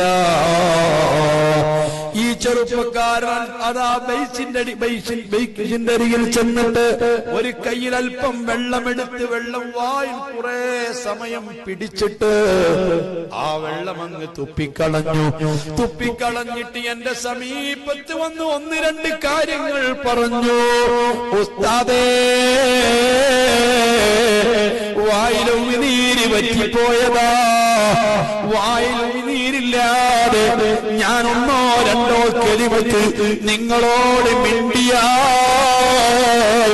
എന്റെ നാവും വായുമൊക്കെ മുറിവായിട്ട് വളരെ ശക്തമായ രൂപത്തിൽ രക്തം പ്രവഹിക്കും ഉസ്താദേ. അതുകൊണ്ട് രക്തം വരാതിരിക്കാൻ എന്റെ തൊണ്ടയൊന്ന് നനച്ചതാ, വായൊന്ന് നനച്ചതാ, നാവൊന്ന് നനച്ചതാ. ചൂടിക്കയറ് കൊണ്ട് നമ്മൾ കെട്ടുന്നതിന്റെ മുമ്പ് ഒന്ന് വെള്ളത്തിലിട്ട് പൊകുത്താറില്ലയോ? പഴയകാലത്ത് വായന്റെ കൈ നമ്മൾ കൂട്ടിക്കെട്ടുമ്പോ ശരിക്ക് വെള്ളത്തിലിട്ട് പൊത്തുകയില്ലയോ? ഓല നമ്മൾ മുടയുന്നതിന്റെ മുമ്പ് ശരിക്ക് വെള്ളത്തിലിട്ട് പൊത്തുകയില്ലയോ? വെള്ളമില്ലാതിരുന്നാൽ, നനവില്ലാതിരുന്നാൽ പൊട്ടിയിട്ട് രക്തം വരുന്നതാ. ഞാൻ എന്റെ മുസ്ലിം ചെറുപ്പക്കാരോട് ചോദിക്കുകയാണ്, എത്ര എത്ര ഉമിനീരാണ് നമ്മുടെ വായിൽ നിന്ന് ഇങ്ങനെ പൊടിയുന്നത്? ഇത് എവിടുന്നാണ് ഉൽപ്പാദിപ്പിക്കപ്പെടുന്നത്? ചിന്തിച്ചിട്ടുണ്ടോ? ഉമിനീര് വറ്റിപ്പോയാൽ കോടിക്കണക്കിന് ഡോളർ കൊടുത്താൽ ഒരു തുള്ളി ഉമിനീര് സൃഷ്ടിക്കാൻ കഴിയുമോ? ഉണ്ടാക്കാൻ കഴിയുമോ? 2 വർഷം മുമ്പ് മലപ്പുറത്ത് സ്വലാത്തിൽ സെയ്ദ് ഖലീൽ തങ്ങള് വല്ലാതെ പൊട്ടിക്കരഞ്ഞ് ദുആ ചെയ്തത് ഞാൻ കേട്ടതാ. ഇവിടെ കേരളത്തിലെ ഏറ്റവും അറിയപ്പെട്ട ഉന്നതമായ ഒരു ഉദ്യോഗസ്ഥന് ഉമിനീര് പറ്റിയതാ. സമ്പത്തുകൊണ്ട് കാര്യം കിട്ടുമോ? വിദ്യാഭ്യാസം കൊണ്ട് കാര്യം കിട്ടുമോ? സ്വാധീനം കൊണ്ട് കാര്യം കിട്ടുമോ? ഒരക്ഷരം മിണ്ടുമോ? പടച്ച റബ്ബിന്റെ കാരുണ്യമല്ലേ, അവൻ വല്ലാത്ത നിഅമത്ത് ചെയ്യുകയല്ലേ. മോനെ, ഒരു മനുഷ്യൻ 10-65 വയസ്സ് ജീവിക്കുന്ന ഒരു മനുഷ്യൻ അവന്റെ വായിൽ നിന്ന് പുറപ്പെടിച്ച ഉമിനീരൊക്കെ ഒരുമിച്ച് കൂട്ടിയാല് ഒരു 2 സ്വിമ്മിംഗ് പൂള് തുടങ്ങാൻ ഉമിനീര് വായിൽ നിന്ന് പൊടിഞ്ഞിട്ടുണ്ട് കേട്ടോ. റബ്ബ് ചോദിക്കുകയാ, ഖുൽ ഇന്നി അസ്മഅഉകും ഗൗറാ ഫമൻ യഅതീകും ബിമാഇൻ മഈൻ. നിങ്ങളെ വായിലെ വെള്ളമൊക്കെ വറ്റിപ്പോയാൽ, കണ്ണുനീര് വറ്റിയാൽ, കണ്ണിൽ നീരില്ലെങ്കിൽ ഈ കണ്ണ് തുറക്കൂല, കാഴ്ച കിട്ടൂല. 10 ലക്ഷം ലെൻസുകൾ മടക്കി മടക്കി ചുരുട്ടി വെച്ചിട്ട് നിർമ്മിക്കപ്പെട്ട സംവിധാനിക്കപ്പെട്ട നിന്റെ കണ്ണ്, ഈ കണ്ണൊന്ന് തുറക്കാൻ, ഈ കണ്ണിലൂടെ കാഴ്ച കിട്ടാൻ മോനെ ഉമിതാ കണ്ണുനീര് വേണേ. കണ്ണീരില്ലെങ്കിലോ നിന്റെ കണ്ണ് തുറക്കുന്നതല്ല. എത്രയെത്ര പെട്ടെന്നാണ്, എത്ര ക്യാമറകളാണ്, എത്ര ഫോട്ടോകളാണ് നിമിഷ നേരം കൊണ്ട് ഈ കണ്ണുകൊണ്ട് നീ എടുത്തിട്ട് സ്റ്റോർ ചെയ്യുന്നത്. ഇത് വലിയ അത്ഭുതമല്ലേ? ഇത്ര സ്പീഡിൽ ഇത്രയും ലക്ഷക്കണക്കിന് ഫോട്ടോ എടുക്കാൻ പറ്റുന്ന, ഫോട്ടോ എടുത്തിട്ട് സ്റ്റോർ ചെയ്യാൻ പറ്റുന്ന ഒരു ക്യാമറ നീ കണ്ടിട്ടുണ്ടോ? ആയിരക്കണക്കിന് 10,000കണക്കിന് ചിത്രങ്ങളും രൂപങ്ങളും നിന്റെ ഈ ക്യാമറ കൊണ്ട് ഫോട്ടോ എടുത്ത് സ്റ്റോർ ചെയ്ത് വെച്ചത് നിന്റെ മെമ്മറിയിലില്ലേ? റബ്ബിന്റെ കാരുണ്യമല്ലേ ഇതെല്ലാം? നിനക്ക് ഓരോ നിമിഷവും നൽകിക്കൊണ്ടിരിക്കുന്ന ആ റബ്ബിന്റെ പേരൊന്ന് പറയാ, എഴുന്നേൽക്കുമ്പോ അതൊന്ന് പറയാ, കിടക്കുമ്പം അതൊന്ന് പറയാ, ആ ഭജനം കേൾക്കുന്ന സമയത്തിന്റെ ഉള്ളിൽ ഒന്ന് കിടിലം കൊള്ളാൻ, ഒന്ന് ചിന്തിക്കാൻ എന്തുകൊണ്ട് കഴിഞ്ഞില്ല മുസ്ലിമേ? പള്ളിമിനാരങ്ങളിൽ നിന്ന് പടച്ച റബ്ബിനെ പേടിക്കുന്ന മുഅ്മിനീങ്ങള് അല്ലാഹു അക്ബർ അല്ലാഹു അക്ബർ എന്ന് വാങ്ങി വിളിക്കുമ്പോ ഇതെല്ലാം സൃഷ്ടിച്ചുകൊണ്ടിരിക്കുന്ന, സംവിധാനിച്ചുകൊണ്ടിരിക്കുന്ന, നിന്റെ ഹാർട്ട് മിടിപ്പിച്ചുകൊണ്ടിരിക്കുന്ന, നിന്റെ കിഡ്നി പ്രവർത്തിപ്പിച്ച് കൊണ്ടിരിക്കുന്ന, നിന്റെ രക്തം പ്രവഹിപ്പിച്ചുകൊണ്ടിരിക്കുന്ന, നിന്റെ കണ്ണിനെ വർക്ക് ചെയ്യിച്ചുകൊണ്ടിരിക്കുന്ന, നീര് തെളിയിപ്പിച്ചുകൊണ്ടിരിക്കുന്ന സൃഷ്ടാവിന്റെ പേരാ കേൾക്കുന്നതെന്നൊരു ചിന്ത വന്നില്ലല്ല മുസ്ലിമേ. നിന്നെക്കാൾ നന്ദിയില്ലാത്ത വല്ല മനുഷ്യരും ഉലകത്തിലുണ്ടോ? ജീവികൾക്കെന്തൊരു നന്ദിയാ, തവളകൾക്കെന്തൊരു നന്ദിയാ, ഇഴജന്തുക്കൾക്കെന്തൊരു നന്ദിയാ, എന്തൊരു ബോധമാ. പക്ഷേ ഇത്രയൊക്കെ അനുഗ്രഹങ്ങൾ ചൊരിഞ്ഞു വന്ന റബ്ബിനെ കുറിച്ച് ആ റബ്ബിനോട് നിനക്കൊരു നന്ദിയുമില്ല. ഞാൻ എന്റെ മുസ്ലിമീങ്ങളോട് ചോദിക്കുകയാണ്, പഴയകാലത്ത് നമ്മുടെ നാട്ടിലൊക്കെ നെൽകൃഷി നടത്തുമ്പോൾ ആ പാടത്ത് വരമ്പത്തിൽ കൂടി നല്ലപോലെ മഴ പെയ്ത് നിറയെ വെള്ളമുള്ള ആ നെൽകൃഷിയുടെ പാടത്ത് വരമ്പത്തിൽ കൂടി വൈകുന്നേരം മഗ്‌രിബിന് ശേഷം ഒന്ന് നടന്നു നോക്കൂ. അല്ലാഹ്, ആയിരക്കണക്കിന് തവളകൾ ഇങ്ങനെ വല്ലാതെ ശബ്ദിക്കുന്നത് കേൾക്കലില്ലേ? എന്ത് ആ തവളകൾ ഉച്ച സമയത്ത് കരയാതിരുന്നത്, രാവിലെ സമയത്ത് കരയാതിരുന്നത്, വൈകുന്നേര സമയത്ത് കരയാതിരുന്നത്, പാതിരാത്രിയിൽ കരയാതിരുന്നത്, ആ വാൽമാക്രികള്, ആ തവളകള് മഗ്‌രിബിന്റെ സമയത്ത് ഇരുട്ട് മുറ്റി വരുന്ന സമയത്ത് അവരെ സൃഷ്ടിച്ച റബ്ബിന് തസ്ബീഹ് ചൊല്ലുകയാ. എന്തൊരാവേശമാ. പക്ഷേ ശ്രദ്ധിക്കാതെ നാവ് തന്നിട്ടുള്ള ഈ ലോകത്തുള്ള മറ്റു ജീവജാലങ്ങളെക്കാൾ കോടിക്കണക്കിന് അനുഗ്രഹങ്ങൾ നൽകിയിട്ടുള്ള നിനക്ക് മാത്രം അങ്ങനൊരു ചിന്ത എന്തുകൊണ്ട് വന്നില്ല? എന്തുകൊണ്ട് ബോധം വന്നില്ല? ഒരു ദിക്റും നീ ചൊല്ലിയില്ലെങ്കിലും, ഒരു പ്രാവശ്യം പോലും റബ്ബിനെ കുറിച്ച് ഓർത്തില്ലെങ്കിലും, അല്ലാഹ് എന്ന് ചിന്തിച്ചില്ലെങ്കിലും ഈ ദുനിയാവിൽ നിനക്ക് ഒരു പനിഷ്മെന്റുമില്ല, ഒരു ശിക്ഷയുമില്ല, ഒരു പകരം വീട്ടലില്ല, നിഅമത്തുകൾ എടുത്ത് കളയലില്ല. കാരണം ഇത് പ്രതിഫലത്തിന്റെ വീട് അല്ല. മുഹമ്മദുർ റസൂലുള്ളാഹ്. ഒന്നും ചെല്ലാതെ നീ എണീച്ചു, ഒന്നും ചെല്ലാതെ നീ കിടന്നു, ഈ ഇഷ്ടം പോലെ ജീവിച്ചു, നിനക്കൊരു ബുദ്ധിമുട്ടും വരുന്നതല്ല. നിന്റെ ജീവിതം ഒരിക്കലും ദുസ്സഹമാക്കുന്നതല്ല. അതിന്റെ പേരിൽ നിന്റെ ആരോഗ്യം നഷ്ടപ്പെട്ടു പോകുന്നതല്ല. അതിന്റെ പേരിൽ നിന്റെ ബിസിനസ്സുകൾ തകർന്നു പോകുന്നതല്ല. അതിന്റെ പേരിൽ നിന്റെ സ്വാധീനങ്ങൾ നഷ്ടപ്പെടുന്നതല്ല. കാരണം ദുനിയാവ് പ്രതിഫലത്തിന്റെ വീടല്ല. ഇവിടെ എല്ലാവർക്കും അല്ലാഹു ഇങ്ങനെ വാരിക്കോരി അനുഗ്രഹങ്ങൾ ചൊരിയും. എന്റെ സഹോദരാ, അതേ സമയത്ത് നിനക്ക് ഓർമ്മയുണ്ടോ അല്ലാഹു സുബ്ഹാനഹു വ തആല മോനെ നീ വലിയ വലിയ ജ്വല്ലറികളിലേക്ക് പോകാറില്ലേ? അത്യന്താധുനിക സൗകര്യങ്ങൾ ഉള്ള ടൗണുകളിൽ ചെന്നാൽ, കാസർകോട്ടും മംഗലാപുരത്തുമൊക്കെ നീ ചെന്നാൽ, മുസ്ലിം ചെറുപ്പക്കാരെ ഞാൻ വളരെ നീട്ടി നിങ്ങളോട് സംസാരിപ്പിച്ച് ബുദ്ധിമുട്ടിക്കുകയില്ല. വളരെ ചിന്തിക്കാൻ ആവശ്യമായ ഒന്ന് രണ്ട് കാര്യം നിങ്ങളെ ശ്രദ്ധയിൽപ്പെടുത്തുകയാ. ഈ സമീപകാലത്ത് നിങ്ങൾ കേൾക്കാൻ തുടങ്ങിയില്ലേ? നിങ്ങൾ കാണാറില്ലേ? ഇതാ CCTVയുടെ നിരീക്ഷണത്തിലാണ്. ഒരു ഹോസ്പിറ്റലിൽ ചെന്നാൽ ആ ഹോസ്പിറ്റലിൽ വരുന്നവരും പോകുന്നവരുമെല്ലാം അവിടുത്തെ CCTVയിൽ പതിഞ്ഞിട്ടുണ്ട്. എല്ലാ രംഗങ്ങളും അവിടെ സ്റ്റോർ ചെയ്യപ്പെട്ടിട്ടുണ്ട്. ഈ കാസർഗോഡല്ലേ കഴിഞ്ഞ റമദാനിൽ ഏതാനും സ്ത്രീകൾ തുണിഷോപ്പിൽ കയറിയിട്ട് തുണി സാധനങ്ങള് അതാ കണ്ണുവെട്ടിച്ച് കൊണ്ടുപോകുന്നത് CCTVയിൽ പതിഞ്ഞതാ. എല്ലാ രംഗത്തും ഇന്ന് CCTVകളാണ്, ക്യാമറകളാണ്.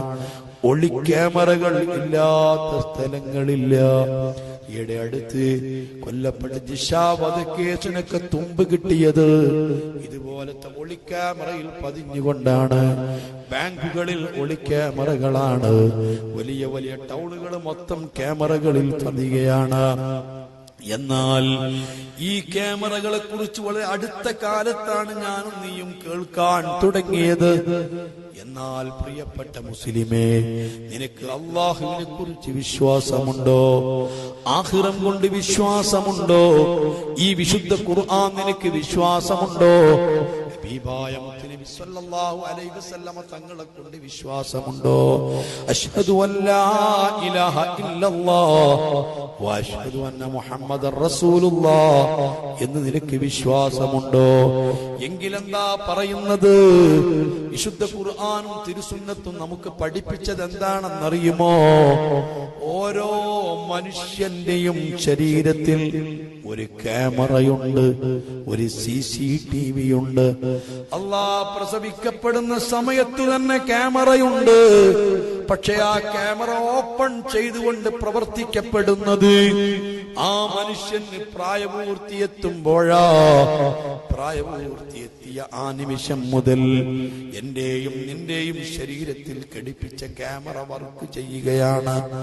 ആ ക്യാമറ പ്രവർത്തിക്കുവാൻ അതിന്റെ ഓപ്പറേറ്റർമാരായി 2 മലക്കുകൾ നിന്റെ കൂടെയുണ്ട്. റഖീബ് അതീദ് എന്നാണ് ആ മലക്കുകൾക്ക് പേര്.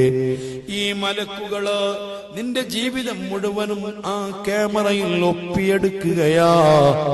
എല്ലാം ചെറുതോ വലുതോ വ്യത്യാസമില്ലാതെ എല്ലാം ക്യാമറയിൽ ഒപ്പിയെടുക്കുകയാണ്. അല്ലാ, മനുഷ്യന്മാര് കണ്ടുപിടിച്ച ക്യാമറ എത്ര ചെറുതാ. ഈ പെണ്ണിങ്ങനെ കൊളുത്തുമ്പോൾ ആ പേനയുടെ തുഞ്ചത്ത് ഫിറ്റ് ചെയ്തിട്ടുള്ള ഒളി ക്യാമറകളുണ്ട്. ഷർട്ടിന്റെ ബട്ടൺസിന്മേൽ ഫിറ്റ് ചെയ്തിട്ടുള്ള ഒളി ക്യാമറകളുണ്ട്.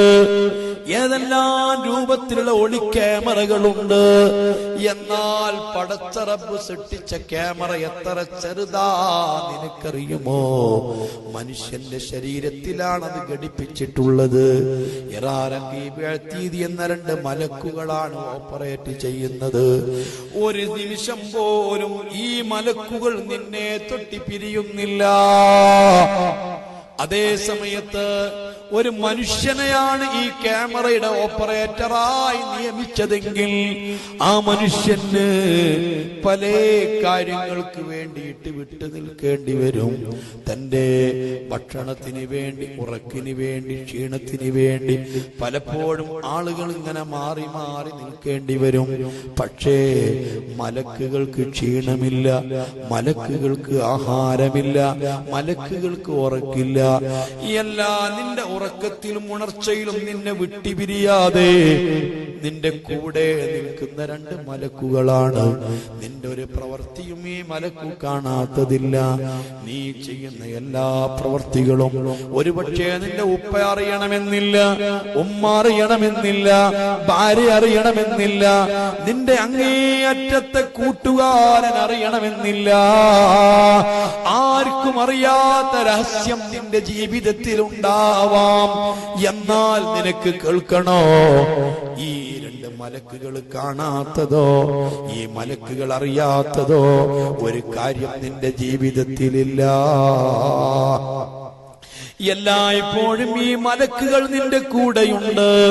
ഉറങ്ങുന്ന സമയത്ത് നിന്റെ കൂടെയുണ്ട്. അതേ സമയത്ത് നീ ബാത്റൂമിലേക്ക് അങ്ങ് കയറുമ്പോ ഈ 2 മലക്കുകൾ നിന്റെ കൂടെ ബാത്റൂമിലേക്ക് കയറൂല. പക്ഷെ അപ്പോഴും നിന്റെ പ്രവർത്തികൾ അവർ സ്റ്റോർ ചെയ്യുന്നുണ്ട്. അതുകൊണ്ടാണ് മാന്യന്മാരായ മലക്കുകളാണ്. വസ്ത്രം ഉരിച്ചു വെക്കുന്ന സ്ഥലത്തേക്ക് ഈ മലക്കുകൾ അങ്ങനെ പോകൂല. നീയും നിന്റെ പ്രിയപ്പെട്ട ഭാര്യയുമായി ലൈംഗിക ബന്ധത്തിൽ ഏർപ്പെടുമ്പോൾ ഈ മലക്കുകൾ നിന്നിൽ നിന്ന് മാറി നിൽക്കുന്നതാണ്. അപ്പൊ നിന്റെ കൂടെ ഈ മലക്കുകൾ ഉണ്ടാവില്ല. ഇതുകൊണ്ടാണ് ഹബീബ് സ്വല്ലല്ലാഹു അലൈഹി വസല്ലം തങ്ങൾ പഠിപ്പിച്ചത്, ആ സമയത്ത് നമുക്ക് ലജ്ജ വേണം. ഇതുകൊണ്ടാ സഹോദരാ, ഭാര്യയും ഭർത്താവും ലൈംഗികമായിട്ട് ബന്ധപ്പെടുമ്പോ പരിപൂർണ നഗ്നരാവരുത്. മാത്രമല്ല ഭാര്യയും ഭർത്താവും തമ്മിൽ കണ്ടുകൊണ്ട് പൂർണ്ണമായി വെളിച്ചത്തിൽ നഗ്നരായി ലൈംഗിക ബന്ധത്തിൽ ഏർപ്പെടരുത്. അള്ളാഹുവിന് പൊരുത്തമില്ല, അള്ളാഹുവിന്റെ റസൂലിന് പൊരുത്തമില്ല. മാത്രമല്ല ആ ബന്ധത്തിൽ പിറക്കുന്ന മക്കൾക്കൊരു തകരാറ് അള്ളാഹുവിന്റെ റസൂല് പറയുന്നുണ്ട്. പരിപൂർണ നഗ്നരായി ഭാര്യ ഭർത്താക്കന്മാർ ലൈംഗിക ബന്ധത്തിൽ ഏർപ്പെട്ടു, അള്ളാഹ് പൂർണ്ണമായ വെളിച്ചത്തിലാണ് എങ്കിൽ ആ ബന്ധത്തിൽ മക്കളെ അള്ളാഹു കണക്കാക്കിയിട്ടുണ്ടെങ്കിൽ ആ ബന്ധത്തിൽ ഉണ്ടാകുന്ന മക്കൾക്ക് ലജ്ജയുണ്ടാവില്ല, നാണമുണ്ടാവില്ല, ഉമ്മയോടൊന്നും പറയാൻ അവർക്ക് മടി വരില്ല, ഉപ്പ കാണുന്നത് അവർക്ക് ലജ്ജയില്ല. ഏത് പുരുഷന്റെയും കൈ പിടിച്ചുകൊണ്ട് ഞാൻ എന്റെ ഇട്ടത്തോഴന്റെ കൂടെ പോവുക എന്ന് പറഞ്ഞുകൊണ്ട് ഇറങ്ങിപ്പോകാനോ, തനിക്ക് ഇഷ്ടപ്പെട്ട ഭർത്താവിനെ കൊണ്ട് കല്യാണം ചെയ്തു തരണമെന്ന് ആവശ്യപ്പെടാനോ, ഞാൻ ഇഷ്ടപ്പെടുന്ന പെൺകുട്ടി എനിക്ക് കല്യാണം കഴിക്കണമെന്ന് തൊന്ത് പ്രസവിച്ച ഉമ്മയുടെ മുഖത്ത് നോക്കി പറയാനോ ആ ബന്ധത്തിൽ പിറന്ന മക്കൾക്ക് ലജ്ജയുണ്ടാവില്ല. പറഞ്ഞത് മുത്തുനബിയാണ്. അള്ളാഹുവിന്റെ റസൂല് 10,000 കാര്യങ്ങൾ പ്രവചനം നടത്തിയിട്ട് ഒന്നുപോലും പിഴച്ചിട്ടില്ല. അള്ളാന്റെ റസൂല് പറഞ്ഞൊരു കാര്യം പഴക്കുകയില്ല. ആ റസൂലാ പെങ്ങളെ പറഞ്ഞത് ഈ നിലയ്ക്ക് പിറക്കുന്ന മക്കൾക്ക് ലജ്ജയുണ്ടാവില്ല. അതുകൊണ്ട് പൂർണ്ണനഗ്നരായി ഭാര്യ ഭർത്താക്കന്മാര് തമ്മിൽ ബന്ധപ്പെടരുത്. ഭാര്യ ഭർത്താക്കന്മാര് ബന്ധപ്പെടുന്ന സമയത്ത് ലൈറ്റ് അണക്കാതിരിക്കരുത്. ഭാര്യ ഭർത്താക്കന്മാര് ബന്ധപ്പെടുമ്പോ സംസാരിക്കരുത്. ആ സംസാരിച്ചു കൊണ്ടിരിക്കുന്നവരാണോ അല്ലാ ഈ റഖീബെന്ന മലക്കുകൾ നിന്റെ മരണശേഷം നിന്റെ ഖബറിന്റെ അരികിൽ നിന്നുകൊണ്ട് നിന്നെ പഴിച്ചു കൊണ്ടിരിക്കുന്നതാണ്, ശപിച്ചു കൊണ്ടിരിക്കുന്നതാ. അല്ലാഹുവിന്റെ റസൂല് പറഞ്ഞതുപോലെ ബാത്റൂമിൽ വെച്ചുകൊണ്ട് സംസാരിക്കരുത്. ബാത്റൂമിൽ വെച്ചുകൊണ്ട് സംസാരിക്കുന്നത് കറാത്താ മസലയുള്ളത്. പക്ഷേ റഖീബ് അതീദ് എന്ന മലക്ക് നിനക്കെതിരിൽ പ്രാർത്ഥന നടത്തുന്നതാണ്. മാത്രമല്ല സഹോദരന്മാരോട് സഹോദരിമാരോട് ഞാൻ ഓർമ്മപ്പെടുത്തുന്നു, പരിപൂർണ നഗ്നരായിട്ട് ബാത്റൂമിൽ വെച്ച് കുളിക്കരുത്. എല്ലാ വാതിലും ഡോറുമൊക്കെ അടച്ചു പൂട്ടിയ ഭദ്രമായ ബാത്റൂമാണെങ്കിൽ പോലും, ഒരാളും കാണാനില്ലാത്ത ബാത്റൂമാണെങ്കിൽ പോലും മുണ്ടൊടുക്കാതെ പരിപൂർണ നഗ്നനായിട്ട് കുളിക്കരുത്. മുത്തുനബിക്ക് ഇഷ്ടമില്ല, പടച്ച റബ്ബിന് പൊരുത്തമില്ല. ഇങ്ങനെ എല്ലാ സമയത്തും ഈ 2 മലക്കുകൾ നിന്റെ കൂടെയുണ്ട്. ഈ മലക്കുകൾ പിന്നെ എന്താണ് ചെയ്യുന്നതെന്നറിയുമോ?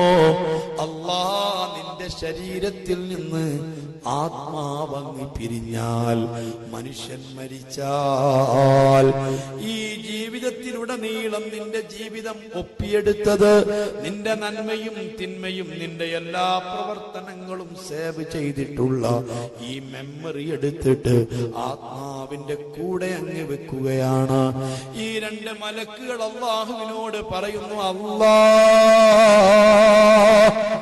ഈ മനുഷ്യൻ മരണപ്പെട്ടു, ഇവന്റെ പ്രവർത്തനങ്ങളൊക്കെ നിന്നുപോയി, ഇനി ഞങ്ങൾ ആകാശത്തേക്ക് അങ്ങ് വന്നാലോ?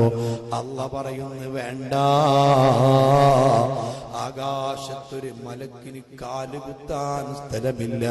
ഇമാം ബുഖാരി റിപ്പോർട്ട് ചെയ്യുന്ന ഹദീസിൽ അല്ലാഹുവിന്റെ റസൂല് പഠിപ്പിച്ചിട്ടുണ്ട്, ആകാശ ലോകത്തൊരു കാല് പോലും കുത്താൻ സ്ഥലമില്ല.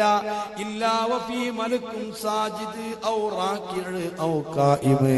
കോടാനുകോടി മലക്കുകൾ നിസ്കരിക്കുകയാണ്. നിൽക്കുന്നവരുണ്ട്, റുക്കൂ ചെയ്യുന്നവരുണ്ട്, സുജൂദ് ചെയ്യുന്നവരുണ്ട്. മലക്കുകളെ കൊണ്ട് നിബിഡമായതുകൊണ്ട് തീരെ സ്ഥലമില്ല. ഇങ്ങോട്ട് നിങ്ങൾ വരണ്ട. പിന്നെ മോനെ, എന്റെയും നിന്റെയും ശരീരത്തിലുള്ള റഖീബ് അതീദ് എന്ന മലക്ക് എങ്ങോട്ടാ പോകുന്നത് എന്നറിയുമോ? അവനവന്റെ ഖബറിന്റെ അടുത്ത് നിൽക്കുകയാ. ഓരോ ശരീരത്തിൽ നിന്നും പിരിഞ്ഞ മലക്കുകള് ആ മനുഷ്യന്റെ ഡെഡ് ബോഡി മറവ് ചെയ്ത ഖബറിന്റെ അരികിൽ ചെന്ന് നിൽക്കുന്നു. അതാ ഒരാൾ കാലിന്റെ ഭാഗത്തും മറ്റേ മലക്ക് തലക്കു ഭാഗത്തും നിൽക്കുകയാണ്. ഏത് കാലം വരെ നിൽക്കുമെന്നറിയോ? ഈ മലക്കുകൾക്ക് വല്ലാത്ത ഉത്തരവാദിത്തമാണ്. ആ ഉത്തരവാദിത്തം തീരുന്നത് വരെ മലക്കുകൾ നിൽക്കുകയാണ്. നിങ്ങൾ ഓർത്തു നോക്കൂ, ഇവിടെ നിങ്ങളെ മഞ്ഞനാടിയിൽ നിന്ന് ഒരു കുറ്റവാളിയെ പോലീസുകാര് വന്ന് പിടിച്ചുകൊണ്ട് പോവുകയാണ്. മഹാതമ്മാടിത്തം ചെയ്തൊരു കുറ്റവാളിയാണ്. ആ കുറ്റവാളിയെ പോലീസുകാര് വന്നിട്ട് കൈക്ക് ആമം വെച്ച് ജീപ്പിൽ കയറ്റി കൊണ്ടുപോകുമ്പോ അപ്പുറത്തും ഇപ്പുറത്തും ഈ പോലീസുകാര് കാവലായിട്ടിരിക്കൂലേ? ആ പോലീസുകാർ റിമാൻഡിൽ കൊണ്ടുപോകുമ്പോൾ കാവല് നിൽക്കൂലേ? ആ പോലീസുകാര് തെളിവെടുപ്പിന് കൊണ്ടുവരുമ്പോൾ കൂടെ ഉണ്ടാവില്ലേ? ആ കുറ്റവാളിയെ കോടതിയിൽ ഹാജരാക്കുമ്പോൾ പോലീസുകാരുണ്ടാവില്ലേ? ആ കേസ് മുഴുവനും തീർന്ന് വിധി പറഞ്ഞ് അവസാനം ജയിലിൽ കൊണ്ടുപോയി, സെൻട്രൽ ജയിലിൽ കൊണ്ടുപോയി അറസ്റ്റ് ചെയ്യുന്നത് വരെ ആ പോലീസുകാര് വിട്ടുപിരിയൂല. എന്നതുപോലെ എന്റെയും നിന്റെയും കൂടെയുള്ള റഖീബ് അതീദ് നമ്മ വിട്ടുപിരിയൂല. മക്കളെ, ഇനി നിങ്ങൾക്ക് കേൾക്കണോ? ഈ ഖബറിൽ കൊണ്ടുപോയി മറവ് ചെയ്താൽ ഇസ്രാഫീൽ അലൈഹിസ്സലാം സൂറന്ന കാഹളത്തിൽ അനൗൺസ്മെന്റ് ചെയ്യുമ്പോ ഈ പ്രപഞ്ചം മൊത്തം തകരുമ്പോൾ, സർവജീവികളും മരിക്കുമ്പോൾ, ഈ ദുനിയാവിൽ കൂടി പാറിപ്പറന്ന് നടക്കുന്ന, പള്ളിക്കാട്ടിലൊക്കെ പാറിപ്പറന്ന് നടക്കുന്ന അർവാഹുകൾ മുഴുവനും പാറിയിട്ട് സൂറന്ന കാഹളത്തിൽ ഒളിച്ചുപോയി. കിഴക്ക് മുതൽക്ക് പടിഞ്ഞാറ് വരെ തട്ടി നിൽക്കുന്ന ഭയങ്കരമായ ഒരു കാഹളമാണ്. ഈ കാളത്തിൽ ചെറിയ ചെറിയ ഹോളുകളാണ്. തേനീച്ചക്കൂടിന്റെ പലകക്കകത്തുള്ള ഹോള് പോലുള്ള ചെറിയ ചെറിയ ദ്വാരങ്ങളാ. ഇസ്രാഫീൽ എന്ന മലക്ക് സൂറന്ന കാഹളത്തിൽ ഊതുമ്പോ പള്ളിക്കാട്ടിൽ നിന്ന്, ശ്മശാനങ്ങളിൽ നിന്ന്, ചൊടലകളിൽ നിന്ന് എവിടെയൊക്കെ അർവാഹികളുണ്ടോ അർവാഹികൾ മുഴുവനും പാറിയിട്ട് ഈ കാളത്തിൽ ചെന്നൊളിക്കുന്നതാ. ആ സമയത്ത് സർവ മലക്കുകളും മരിക്കുന്നത്, റഖീബ് അതീദും മരിച്ചു വീഴുന്നത്, ആകാശത്തിലുള്ളവർ മുഴുവനും മരിക്കുന്നത്, ഭൂമിയിലുള്ളവർ മുഴുവനും മരിക്കുന്നത്. ഫസഇഖ മൻ ഫിസ് സമാവാതി വൽ അർളി, ആകാശ ഭൂമിയിലുള്ള സർവ ജീവജാലങ്ങളും മരിക്കുന്നത്, വൈറസുകളും ബാക്ടീരിയകളും നശിച്ചു പോകുന്നത്. മഹാനായ ഇസ്രാഫീൽ അലൈഹിസ്സലാം എല്ലാ ജീവികളുടെയും മർവാഴികൾ പിടിച്ച ഇസ്രാഫീൽ അല്ലാഹുവിന്റെ തിരുസവിധത്തിൽ കിടന്ന് വിറവിറച്ച് നിൽക്കുകയാ. റബ്ബ് ചോദിക്കുകയാ, ഇസ്രാഫീൽ ഇനി മരിക്കാത്തതായിട്ട് ആരുണ്ട്? ഇസ്രാഫീൽ അലൈഹിസ്സലാം പറയുന്നു, ദാത്തുക്കൽ മുഖദ്ദസ്, നിന്റെ പരിശുദ്ധമായ ദാത്തിന് ഒന്നും സംഭവിച്ചിട്ടില്ല. ജിബ്രീൽ അലൈഹിസ്സലാം മരിച്ചിട്ടില്ല, മീകായിൽ മരിച്ചിട്ടില്ല. സൂറന്ന കാഹളം കയ്യിൽ പിടിച്ചുകൊണ്ട് നിൽക്കുന്ന ഇസ്രാഫീൽ മരിച്ചിട്ടില്ല. ഈ പാവപ്പെട്ട ഇസ്രാഫീൽ മരിച്ചിട്ടില്ല. റബ്ബിന്റെ മറുപടി കേൾക്കണോ?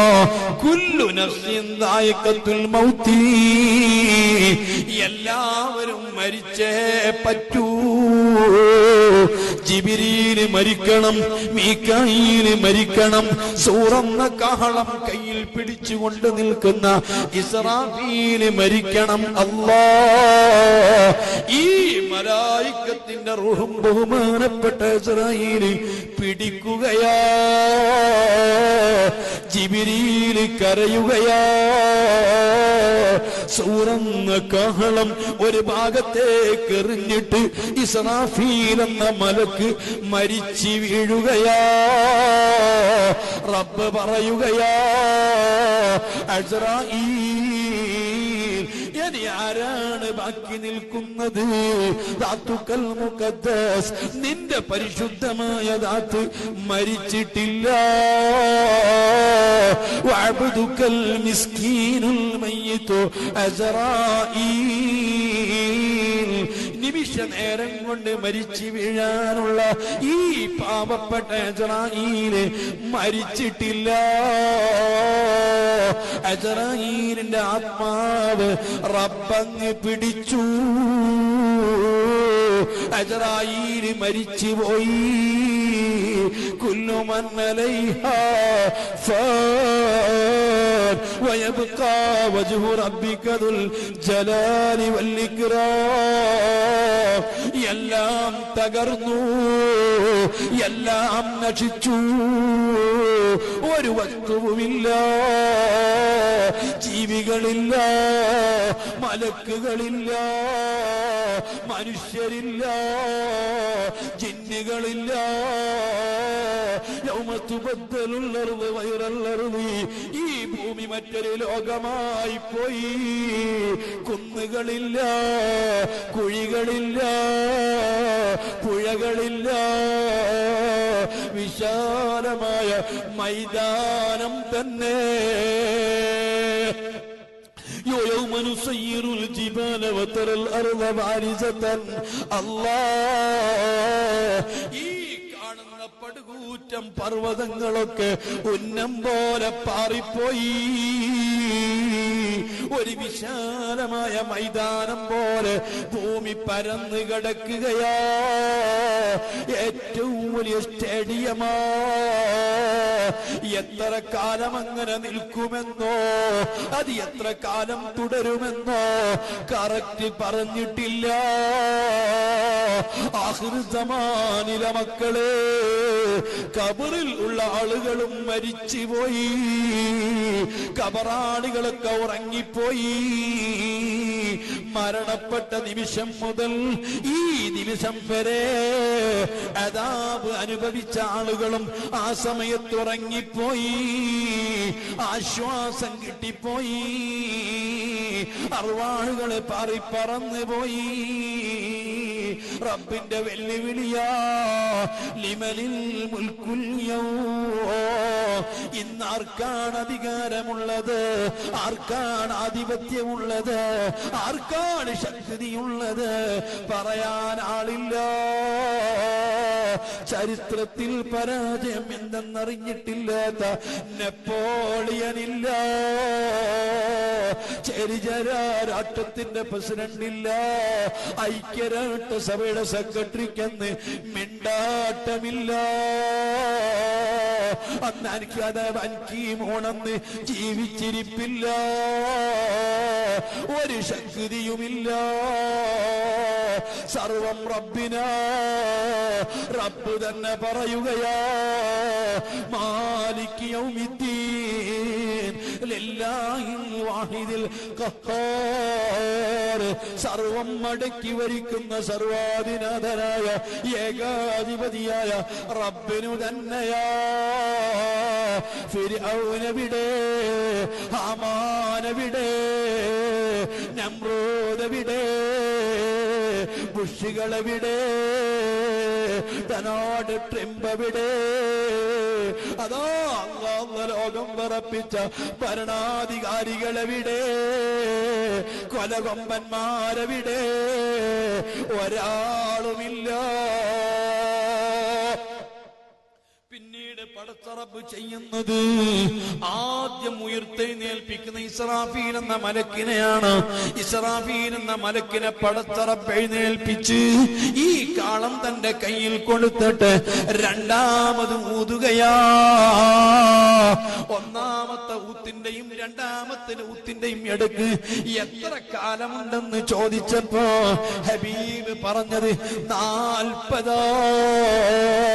ഹദീസ് റിപ്പോർട്ട് ചെയ്തിട്ടുണ്ട്. പറഞ്ഞിട്ടുള്ള അബൂ ഹുറൈറ തങ്ങൾ പറയുന്നു, 40 ദിവസമാണോ, 40 മാസമാണോ, 40 കൊല്ലമാണോ എനിക്കറിയില്ല.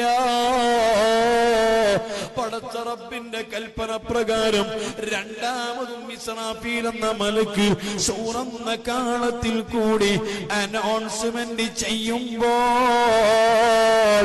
ഈ അർവാഹുകൾ മുഴുവനും കുനുകുനേനെ പാറി പറന്ന് വരുമ്പോൾ ആകാശം നന്നായിട്ട് മഴ പെയ്യിപ്പിക്കുകയാണ്. ഭൂമി മൊത്തം മഴ പെയ്തിട്ട് കുതിർന്നു പോവുകയാണ്. ഈ കുതിർന്ന ഭൂമിയിൽ നിന്ന് മനുഷ്യന്മാരെ മുളക്കുകയാ. ഈ പള്ളിക്കാട്ടിൽ മറവ് ചെയ്യപ്പെട്ട സർവ ഖബറിൽ നിന്നും ആളുകൾ ഇങ്ങനെ മുളച്ചു വരികയാ.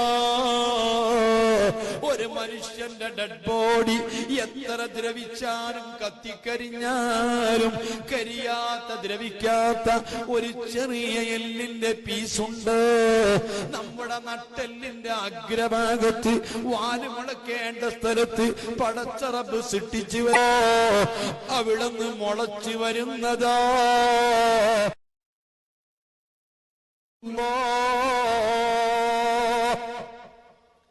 മനുഷ്യനിങ്ങനെ മുളച്ചു വരും. ഏതുപോലെ അള്ളാഹുവിന്റെ റസൂല് ചോദിക്കുന്നു, മക്കളെ കാരക്കക്കുരു കണ്ടിട്ടുണ്ടോ? ഒരു കാരക്കക്കുരു എടുത്തിട്ട് പൊട്ടിക്കാൻ നിങ്ങളെ കൊണ്ട് സാധിക്കുമോ? വേണ്ട. നല്ലൊരു ആമറ എടുത്ത് മേടിയിട്ട് ഒരു കാരക്കക്കുരു പൊട്ടുമോ? പല്ലുകൊണ്ട് കടിച്ചു പൊട്ടിക്കാൻ കഴിയുമോ? ഇല്ല, ഇല്ല.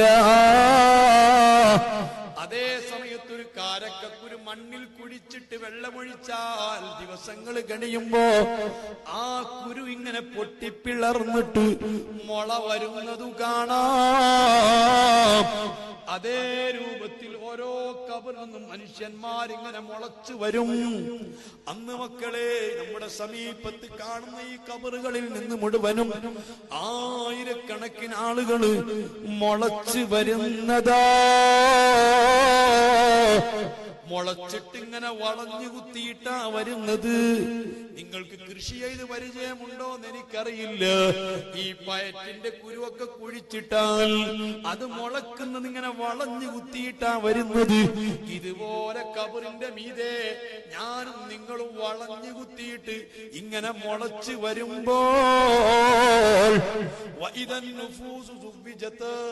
ഈ അർവാഹികളും രണ്ടാമതും ഈ ശരീരത്തിലേക്ക് സന്നിവേശിപ്പിക്കപ്പെട്ടാൽ, എന്നെ ഞാൻ മരണപ്പെട്ടപ്പോൾ എന്റെ ശരീരത്തിന് അസ്റായീൽ പിടിച്ചുകൊണ്ടുപോയി.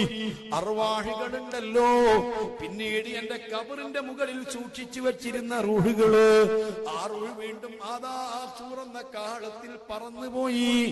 ആ റൂഹ് വീണ്ടും വന്നിട്ട് എന്റെ ശരീരത്തിൽ അങ്ങ് കയറിയാൽ ഓരോ ശരീരത്തിൽ നിന്നും പിരിഞ്ഞ ആത്മാവ് അതേ ശരീരത്തിലേക്ക് രണ്ടാമതും കയറുമ്പോൾ ഇനിയാണ് ചെറുപ്പക്കാരാ ശ്രദ്ധിക്കേണ്ടത്. ആ ഖബറിന്റെ മുഖത്ത് നിന്ന് ഖബറിൽ നിന്ന് എഴുന്നേറ്റ് പുറത്തിരുന്നാൽ ഓരോ മനുഷ്യനും ആ ഖബറിന്റെ അടുത്തിരിക്കും. അൽഫാമിൻ 1000 കൊല്ലം. അല്ലാഹ് ഈ ഖബറിന്നങ്ങ് എഴുന്നേൽക്കുന്നതോടുകൂടി ഓരോരുത്തരും പറഞ്ഞു, ഖാലൂ യാ വൈലനാ മൻ ബഅസനാ മിൻ മർഖദിനാ ഹാദാ മാ വഅദ റഹ്മാൻ. എല്ലാം പുലർന്നു പോയി. ആലിമീങ്ങൾ വഅദ് പറഞ്ഞ സമയത്ത്, അമ്പിയാക്കൾ ഉപദേശിച്ചിരുന്ന സമയത്ത്, അമ്പിയാക്കൾ അനന്തരാവകാശികളാകുന്ന പണ്ഡിതന്മാര് ഇതൊക്കെ വഅദ് പറഞ്ഞപ്പോൾ എന്ത് ഖബർ, എന്ത് മൈശറ, എന്ത് നരകം, എന്ത് സ്വർഗം എന്ന് ചോദിച്ചിരുന്നവരാ, എന്ത് വിചാരണ എന്ന് ചോദിച്ചിരുന്നവരാ, എന്ത് മലക്കുകളെന്ന് ചോദിച്ചിരുന്നവരാ. ആളുകൾക്ക് മുഴുവനും ബോധ്യം വന്നു പോയി. അതേ 10,000 വർഷങ്ങള് ഈ ഖബറിൽ കിടന്നിട്ട് ജീർണിച്ച് മണ്ണായി പോയ മനുഷ്യൻ വീണ്ടും എഴുന്നേറ്റ് വന്നപ്പോൾ എല്ലാം ബോധ്യപ്പെട്ടു പോയി.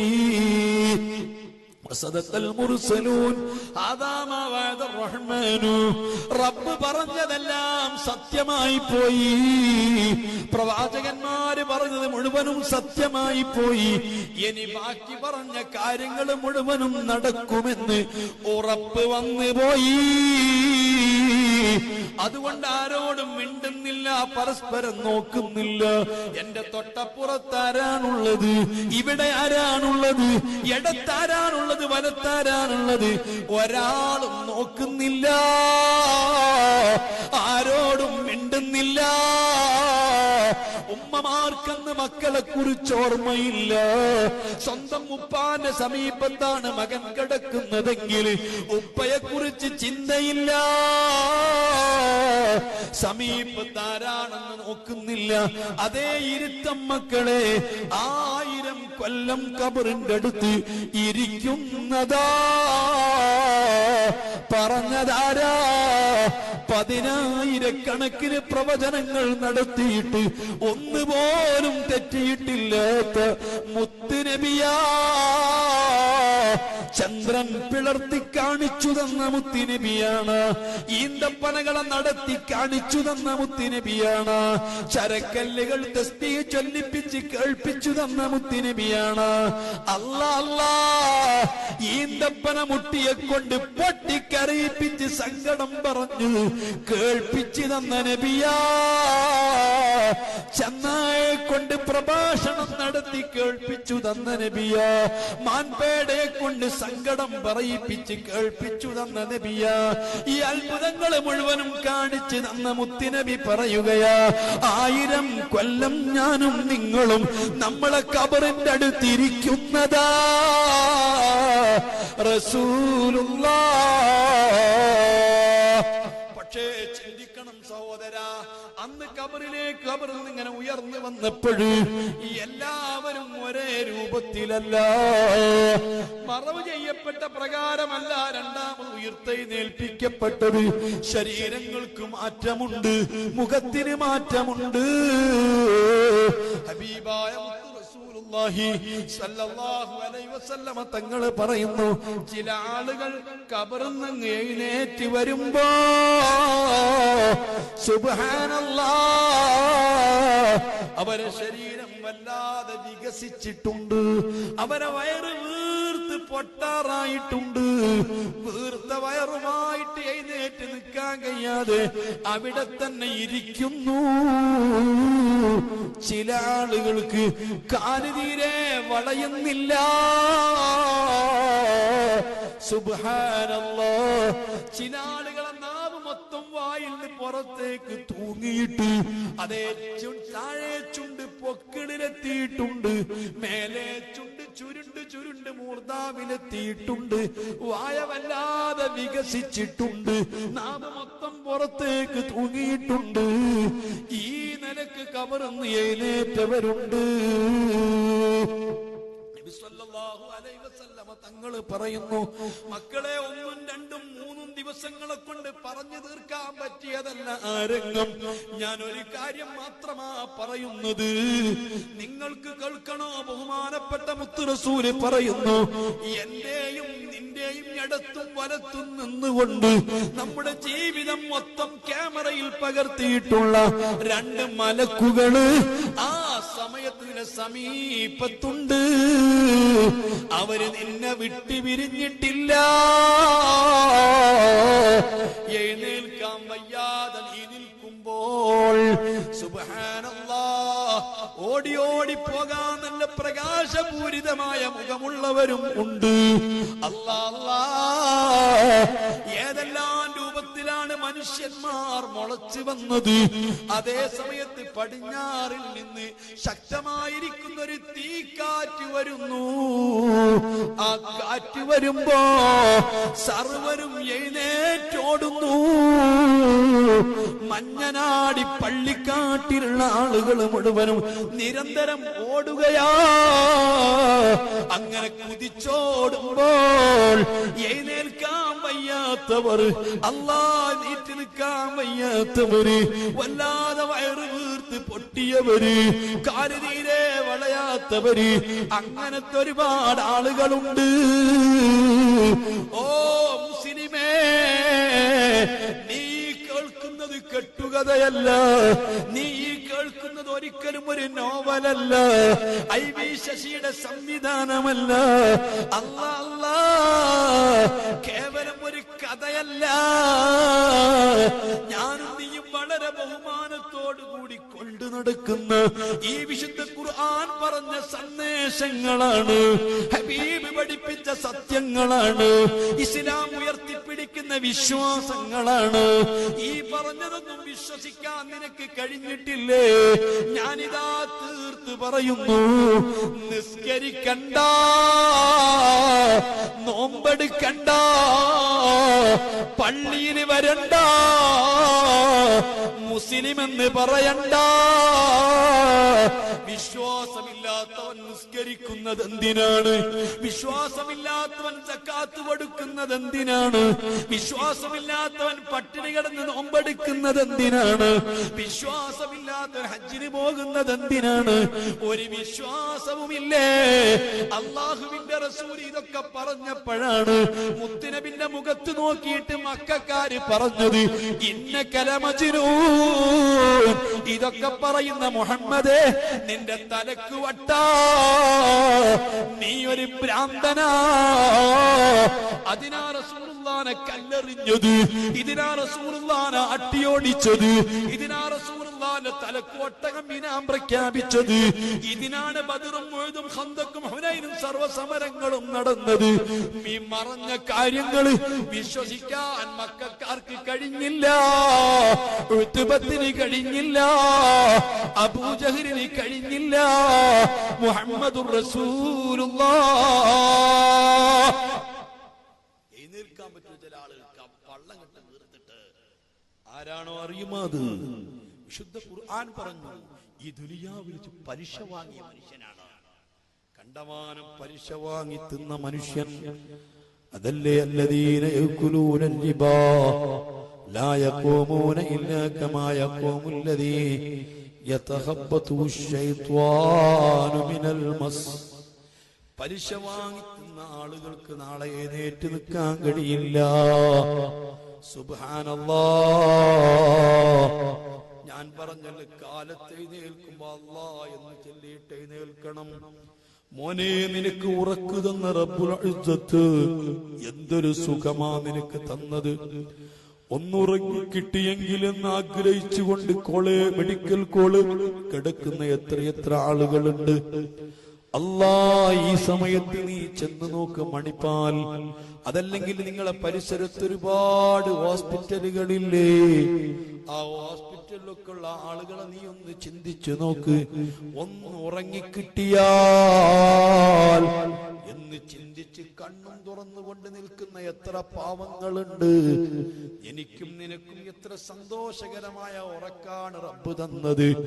ആ ഉറക്ക് തന്ന റബ്ബിന് ശുക്ർ ചെയ്തിട്ട് അല്ലാ എന്ന് പറഞ്ഞൊന്ന് എഴുന്നേറ്റിട്ട് സുബഹിന്റെ സമയത്ത് 2 റക്അത്ത് നിസ്കരിക്കാത്ത മനുഷ്യ,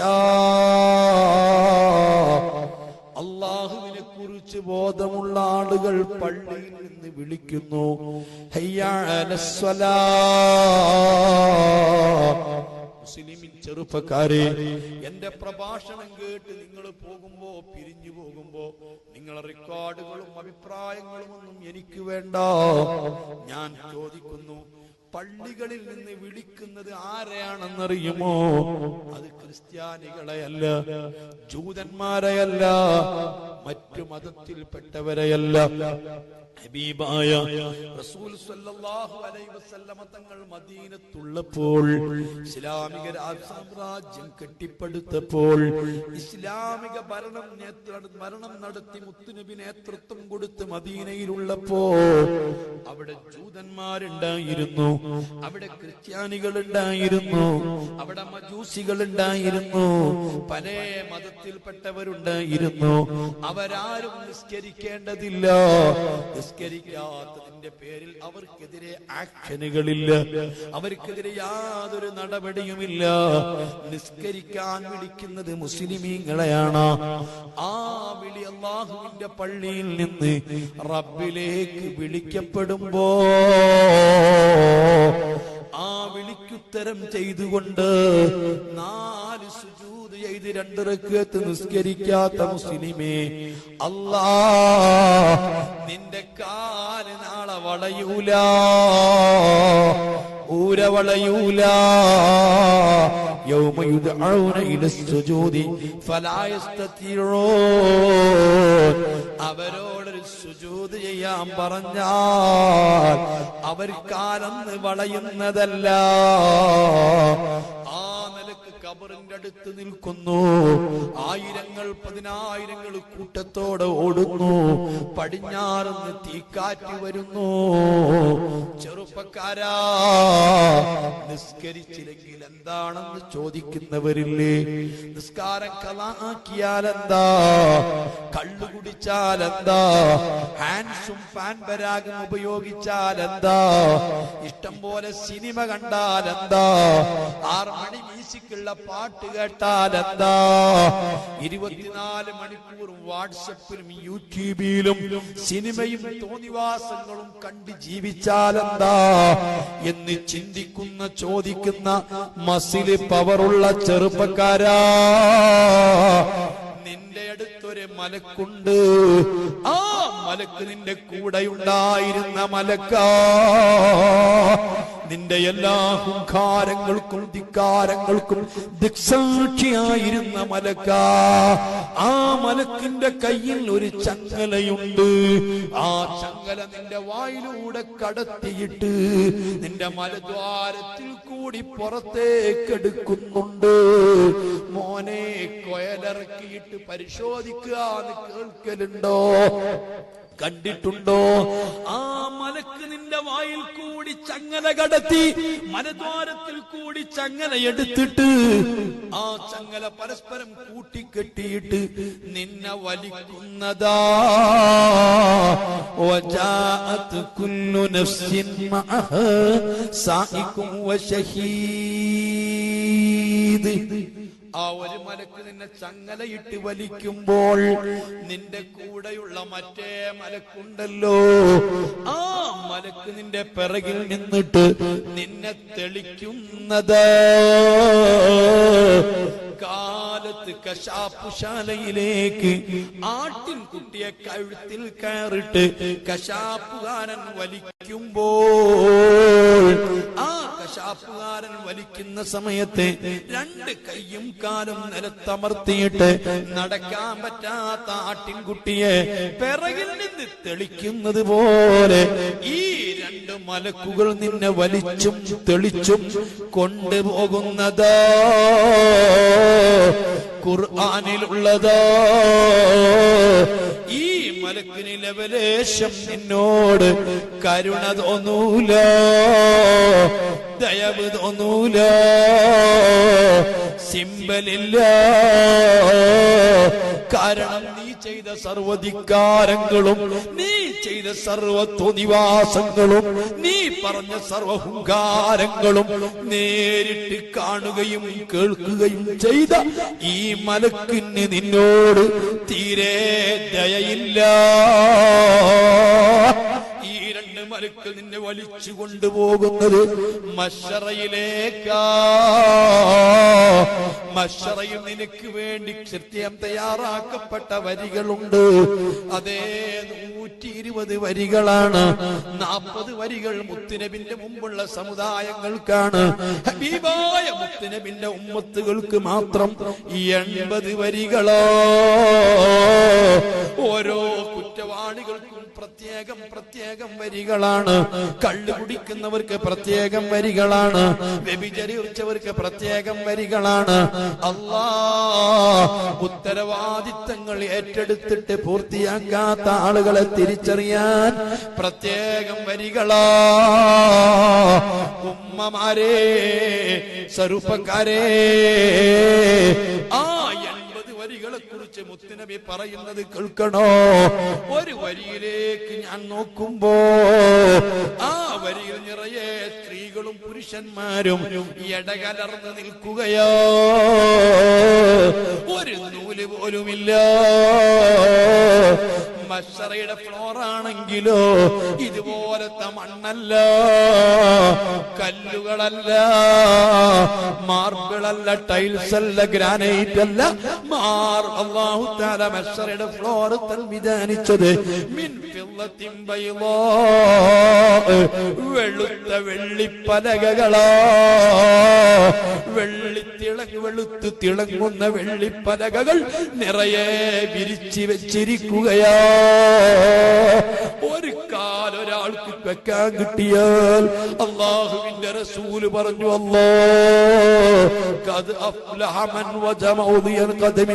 ഒരു ചെരിപ്പടിക്കാൻ വെക്കാൻ സ്ഥലം കിട്ടിയാൽ വിജയിച്ചു പോയി. അത്രയും വലിയ തിരക്കുകളോ. ആ തിരക്ക് പിടിച്ച വരിയിലേക്ക് ഞാൻ അങ്ങ് നോക്കുമ്പോ ആ വരിയിൽ നിൽക്കുന്ന സ്ത്രീകളുടെ പുരുഷന്മാരുടെ എല്ലാ ഗുഹ്യാദ്വാരങ്ങളും വളരെ വികസിച്ചിട്ട് ബാരൽ കണക്കിന് ചീഞ്ഞളിഞ്ഞ് അതാ ചലമൊഴുകുന്നു. തഫജ്ജറ മിൻ ഫർജിൽ ലദീ കാന യഫ്ജുറൂ. ദുനിയാവിൽ വെച്ച് വ്യഭിചരിച്ച സ്ത്രീകളുടെ പുരുഷന്മാരുടെ എല്ലാ ഗുഹ്യങ്ങളും ചീഞ്ഞ് നാറിയിട്ട് ദുർഗന്ധം വമിക്കുന്ന ചലങ്ങൾ ഒഴുകുകയോ. അല്ലാഹ് ഒരുമിച്ച് കൂടിയ ആളുകൾ മുഴുവനും മൂക്കത്ത് കൈവച്ചുകൊണ്ട് ശപിക്കുകയോ. ഉമ്മമാരെ മക്കൾ തിരിച്ചറിയുകയോ, മക്കളെ ഉമ്മമാര് തിരിച്ചറിയുകയോ, ഭർത്താവിനെ വഞ്ചിച്ച ഭാര്യയെ തിരിച്ചറിയുക. ആ തിരിച്ചറിഞ്ഞ് ഗുഹ്യങ്ങൾ ഇങ്ങനെ ചീഞ്ഞളിഞ്ഞു ഒഴുകുന്നു. അങ്ങനെ ഒരു വരി ഇങ്ങനെ നിൽക്കുന്നു. ആ വരിയിൽ മുഴുവനും വ്യഭിചാരികളോ. ഓ ചെറുപ്പക്കാരാ, അതിന്റെ തൊട്ടടുത്ത് മറ്റൊരു വരി നിൽക്കുന്നു. ആ വരിയിൽ നിൽക്കുന്ന ആളുകളോ ഹബീബ് പഠിപ്പിക്കുന്നു. അവരെ താഴെ ചുണ്ടി വികസിച്ച് പൊക്കിളിലെത്തിയിട്ടുണ്ട്, മേലെ ചുണ്ടി വെച്ച് മൂർധാവിലെത്തിയിട്ടുണ്ട്. അവരെ കൈകൾ വലിയ പാനപാത്രമുണ്ട്. ആ പാനപാത്രം കൊണ്ട് ഈ ചീഞ്ഞളിഞ്ഞ് ഒഴുകിയൊലിക്കുന്ന ചീഞ്ചലങ്ങൾ ആർത്തിയോടെ മുക്കി കുടിക്കുന്നു. കുടിച്ചവരെ വയറ് പൊട്ടുന്നു. പഴയകാലത്ത് കാളവണ്ടി, പോത്തുവണ്ടി, അതിലൊക്കെ കെട്ടുന്ന ഈ കാളകൾക്കും പോത്തുകൾക്കും ദാഹിച്ചവശരായി വരുമ്പോൾ അതാ വെള്ളം കോരിക്കൊടുക്കുന്നത് പോലെ ഈ ചീജനങ്ങൾ കോരിക്കൊടുക്കുന്നു. ഈ ദുനിയാവിൽ വെച്ച് കള്ള് കുടിച്ചവരാ, സുബ്ഹാനല്ലാഹ്, ലഹരി ഉപയോഗിച്ചവരാ, പടച്ച റബ്ബ് തന്ന സമ്പത്ത് കൊണ്ട്, പടച്ച റബ്ബ് തന്ന ആരോഗ്യത്തെ ക്ഷയിപ്പിക്കുന്ന, നശിപ്പിക്കുന്ന ലഹരി വസ്തു ഉപയോഗിച്ചവരാ. മോനെ, നിന്റെ ചുണ്ടിലും നിന്റെ വായിലുമൊക്കെ ഒരു തുള്ളി ഉമിനീര് പൊടിയാതിരുന്നാൽ നിന്റെ ഭക്ഷണം ദഹിക്കില്ലല്ലോ, രുചി അറിയില്ലല്ലോ, ഒരക്ഷരം മിണ്ടാൻ കഴിയില്ലല്ലോ. അത്തരം അനുഗ്രഹങ്ങൾ എപ്പോഴും തന്നുകൊണ്ടിരിക്കുന്ന റബ്ബിനെ ധിക്കരിച്ചിട്ട് ചുണ്ടിന്റെ താഴ്ഭാഗത്ത് ഹാൻസ് വെച്ചിട്ട് നാവിന്റെ ചോട്ടിൽ ലഹരി വസ്തുക്കൾ വെച്ചിട്ട് സുഖമനുഭവിക്കുന്ന മനുഷ്യ, ചെറുപ്പക്കാരാ, ഇത് വരാനുള്ളതാ, അനുഭവിക്കാനുള്ളതാ. ചിന്തിച്ചില്ലെങ്കിലോ നിസ്കരിക്കേണ്ടതില്ല, നോമ്പെടുക്കണ്ട. ഇങ്ങനെ എത്രയെത്ര എത്ര സംഭവങ്ങളാണ്. ഓരോരുത്തരും ചെയ്ത തിന്മയുടെ കുറ്റത്തിന്റെ അളവനുസരിച്ച് പ്രത്യേകം പ്രത്യേകം വരികളിലായി പടച്ച റബ്ബ് നിർത്തുന്നു. മശ്ശറാന്ന് പറയുന്നത് 50,000 കൊല്ലം അല്ല, തെറ്റിദ്ധരിക്കണ്ട. മശ്ശറയിൽ സൂര്യനില്ല. സൂര്യൻ ഒരു പോയിന്റിൽ ഇങ്ങനെ നിൽക്കുകയാണ്, ഉദിക്കുന്നില്ല, അസ്തമിക്കുന്നില്ല. രാപ്പകലുകൾ വ്യത്യാസപ്പെടുന്നില്ല, ആഴ്ചകൾ മാറുന്നില്ല, അതേ മാസങ്ങളില്ല, കൊല്ലങ്ങളില്ല. അതുകൊണ്ട് എത്ര കൊല്ലമെന്ന് കണക്കാക്കിക്കൂടാ. വിശുദ്ധ ഖുർആൻ പറഞ്ഞതെന്താണ്? മശ്ശറയിലുള്ള ദിവസത്തെ നിങ്ങൾ കണക്ക് കൂട്ടിയാൽ, ഈ ദുനിയാവിലെ ദിവസങ്ങളോട് കണക്ക് കൂട്ടിയാൽ, അവിടുത്തെ ഒരു ദിവസത്തിന് ഇവിടത്തെ 50,000 കൊല്ലമാ. അങ്ങനത്തെ എത്ര ദിവസമാണ് മശ്ശറയെന്ന് റബ്ബ് പറഞ്ഞിട്ടില്ല, ഖുർആനിലില്ല, ഹദീസിലില്ല. അതുകൊണ്ട് ഇത്ര കാലമാണ് മശ്ശറയെന്ന് കണക്കാക്കിക്കൂടാ. റസൂലുള്ളാഹ് 50,000 കൊല്ലം കൊണ്ട് തീരുന്ന കേസാണെന്ന് മനസ്സിലാക്കണ്ട. സുബ്ഹാനല്ലാഹ്, ഞാൻ നിർത്തുകയാണ്. ഇപ്പോഴൊക്കെയും ഈ രണ്ടാളുകൾ നിന്റെ കൂടെയുണ്ട്. നിന്റെ നന്മയും തിന്മയും എല്ലാം ഒപ്പിയെടുത്ത് നിന്റെ കൂടെ തന്നെ നിന്ന ഈ 2 മലക്കുകള് നിന്നെ വിടുന്നില്ല. ഓ മുസ്ലിമീങ്ങളെ, ഞാൻ അവതരിപ്പിക്കുന്ന വിഷയത്തോട് കൂറ് പുലർത്താൻ എനിക്ക് കഴിഞ്ഞിട്ടില്ല. ഞാൻ ആ വിഷയം നിർത്തുകയാണ്. ഒരൊറ്റ കാര്യം കൂടി പറയട്ടെ. അവസാനം നിന്നെ ഈ 2 മലക്കുകൾ അള്ളാഹുവിന്റെ റസൂലിന്റെ ശഫാഅത്തോടുകൂടെ, ശഫാഅത്തിന് എത്ര കൊല്ലങ്ങൾ പിന്നെ കഴിയണം?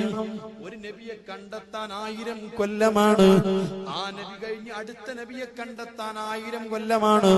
ഇങ്ങനെ 10,000കണക്കിന് വർഷങ്ങൾക്ക് ശേഷം മുത്തുനബിയെ കണ്ടെത്തിയാൽ അള്ളാഹുവിന്റെ റസൂല് പടച്ച റബ്ബിന്റെ മുൻപിൽ സുജൂദിൽ കിടക്കുന്നത് 1000 കൊല്ലമാണ്.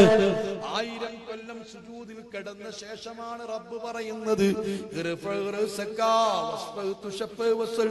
തങ്ങൾ തല ഉയർത്തിക്കോളൂ, ഇവിടെ സുജൂദ് വേണ്ട. അങ്ങനെ റസൂലുള്ളാഹിന്റെ ശഫാഅത്ത് കൊണ്ട് ഹിസാബ് തുടങ്ങുകയാണ്. അങ്ങനെ അതാദ്യമായിട്ട് നന്മയും തിന്മയും തൂക്കാനുള്ള ഒരു തുലാസ് കൊണ്ടുവന്ന് സ്ഥാപിക്കുന്നു.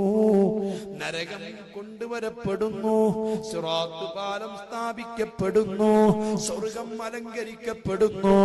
അതിനുശേഷം ആദ്യമായിട്ട് അല്ലാഹു സുബ്ഹാനഹു വ തആല വിചാരണ തുടങ്ങുമ്പോൾ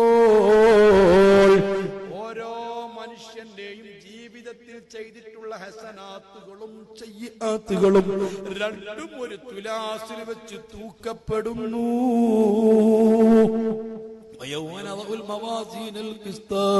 വല്ലാത്ത നീതിയുള്ള തുലാസാണ്. ആ തുലാസിൽ വെച്ച് നന്മയും തിന്മയും തൂക്കുകയാണ്. മക്കളെ, എനിക്കും നിങ്ങൾക്കുമൊക്കെ വരാനുള്ള കാര്യമാണ് ഈ പറയുന്നത്.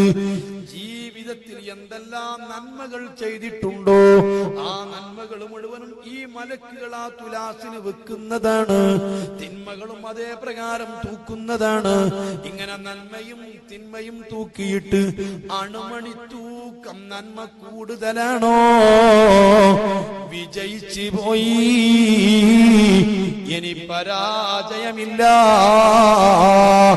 അതേ സമയത്ത് നന്മയും തിന്മയും തൂക്കുമ്പോൾ ഓ സഹോദര, ഒരു കാര്യം നിങ്ങളെ ശ്രദ്ധയിൽ വേദനയോടെ പറയുന്നു. ഈ പ്രായപൂർത്തി എത്തിയത് മുതൽ നാമൊക്കെ നിസ്കരിച്ചിട്ടുണ്ട്, നോമ്പെടുത്തിട്ടുണ്ട്, ഖുർആൻ ഓതിയിട്ടുണ്ട്, ദാനങ്ങൾ കൊടുത്തിട്ടുണ്ട്, ധർമ്മം ചെയ്തിട്ടുണ്ട്, ഹജ്ജ് ചെയ്തിട്ടുണ്ട്, ഉംറ ചെയ്തിട്ടുണ്ട്, ഒരുപാട് സേവനങ്ങൾ ദീനീ രംഗത്ത് ചെയ്തിട്ടുണ്ട്. എത്രയെത്ര പള്ളികൾക്ക് വേണ്ടി, മദ്രസകൾക്ക് വേണ്ടി, ദീനീ കാര്യങ്ങൾക്ക് വേണ്ടി കഠിനാധ്വാനം ചെയ്ത് പ്രവർത്തിച്ചിട്ടുണ്ട്. ഇതൊക്കെ നിന്റെ ഹസനാത്തുകളാണ്. ഈ ഹസനാത്തുകളൊക്കെ നാളെ നിന്റെ നന്മയുടെ തട്ടിൽ തൂങ്ങുമെന്ന് പ്രതീക്ഷിക്കണ്ട. ഹസനാത്തുകളെല്ലാം അവിടെ തൂക്കപ്പെടുമെന്നും ഹസനാത്തുകൾ പല അതിന് നന്മയ്ക്ക് പ്രതികൂലമായിട്ട് തൂക്കപ്പെടുമ്പോൾ എന്റെ നന്മയും തിന്മയും തൂക്കുമ്പോ ഈക്വലായി ഞാൻ അങ്ങ് രക്ഷപ്പെടുമെന്ന് പ്രതീക്ഷിക്കണ്ട. അല്ലാഹു സുബ്ഹാനഹു വ തആല നന്മകൾ പരിഗണിക്കാൻ, നന്മകൾ മേൽപോട്ടുയർത്തപ്പെടാൻ ഒരുപാട് നിബന്ധനകളുണ്ട്. ഒരു മനുഷ്യന്റെ നിസ്കാരം നിസ്കരിച്ചു എന്നതുകൊണ്ടോ നോമ്പെടുത്തു എന്നതുകൊണ്ടോ ജീവിതത്തിൽ ചില സൽക്കർമ്മങ്ങളെല്ലാം മേൽപോട്ടുയർത്തപ്പെടുന്നതല്ല. അമലുകൾ ഉയർത്തപ്പെടാൻ ഒരുപാട് നിബന്ധനകളുണ്ട്. ഒന്ന്, നിഷ്കളങ്കമായ കൽബ് വേണം. ആരോടും പകയില്ലാത്ത, വാശിയില്ലാത്ത, വിരോധമില്ലാത്ത, പോരില്ലാത്ത, കിബിറില്ലാത്ത, ബിദ്അത്തില്ലാത്ത നിഷ്കളങ്ക ഹൃദയമുള്ളവരിൽ നിന്നു മാത്രമാണ് അമലുകൾ മേൽപോട്ടുയർത്തപ്പെടുന്നത്. തീർന്നില്ല.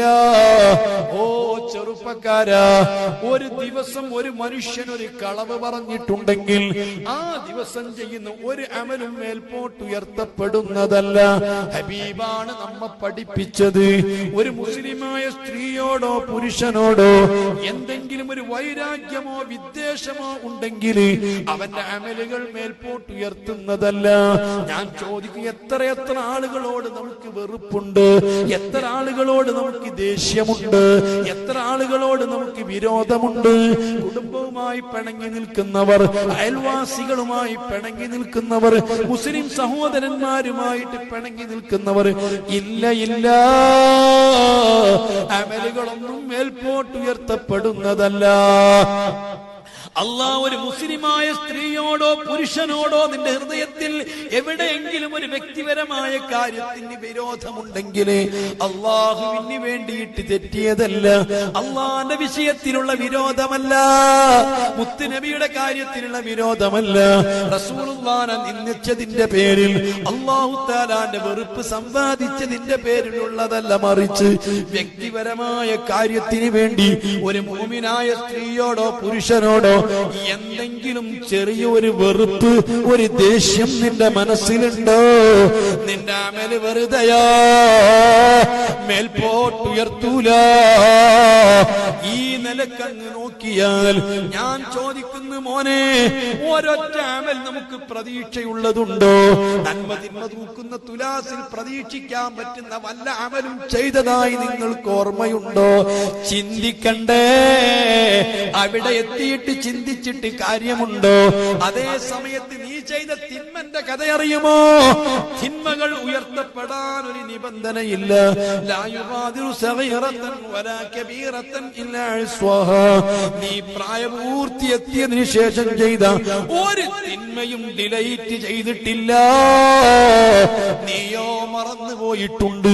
സ്കൂളിൽ പഠിച്ച സമയത്ത്, കോളേജിൽ പഠിച്ച സമയത്ത്, അല്ലെങ്കിൽ നീ തേരാ പാരാ നടക്കുന്ന സമയത്ത്, ഇത്ര കണ്ട് ബോധമില്ലാത്ത സമയത്ത് നീ ചെയ്തു കൂട്ടിയ പല തിന്മകളും പല തോന്നിവാസങ്ങളും നീ മറന്നുപോയിട്ടുണ്ട്. പക്ഷേ നിന്റെ ഏടിൽ നിന്ന് അത് ഡിലീറ്റ് ചെയ്തിട്ടില്ല, മെമ്മറിയിൽ നിന്നത് മായ്ച്ചിട്ടില്ല. നിന്റെ ഓപ്പറേറ്റർമാരായ മലക്കുകളത് മറന്നിട്ടില്ല. തീർത്തും നിന്റെ തിന്മയുടെ തട്ടിലത് തൂക്കപ്പെടുന്നതാണ്. അത് തീർത്തും അവിടെ ഹാജരാക്കപ്പെടുന്നതാണ്. ഈ നിലക്ക് നന്മയും തിന്മയും അങ്ങ് തൂക്കുമ്പോ അണുമണി തൂക്കം നിന്റെ തിന്മ കൂടുതലായാൽ ഫമൻ ഖഫ്ഫത് മവ്സീനുഹു ഫഉമ്മുഹു ഹാവിയ.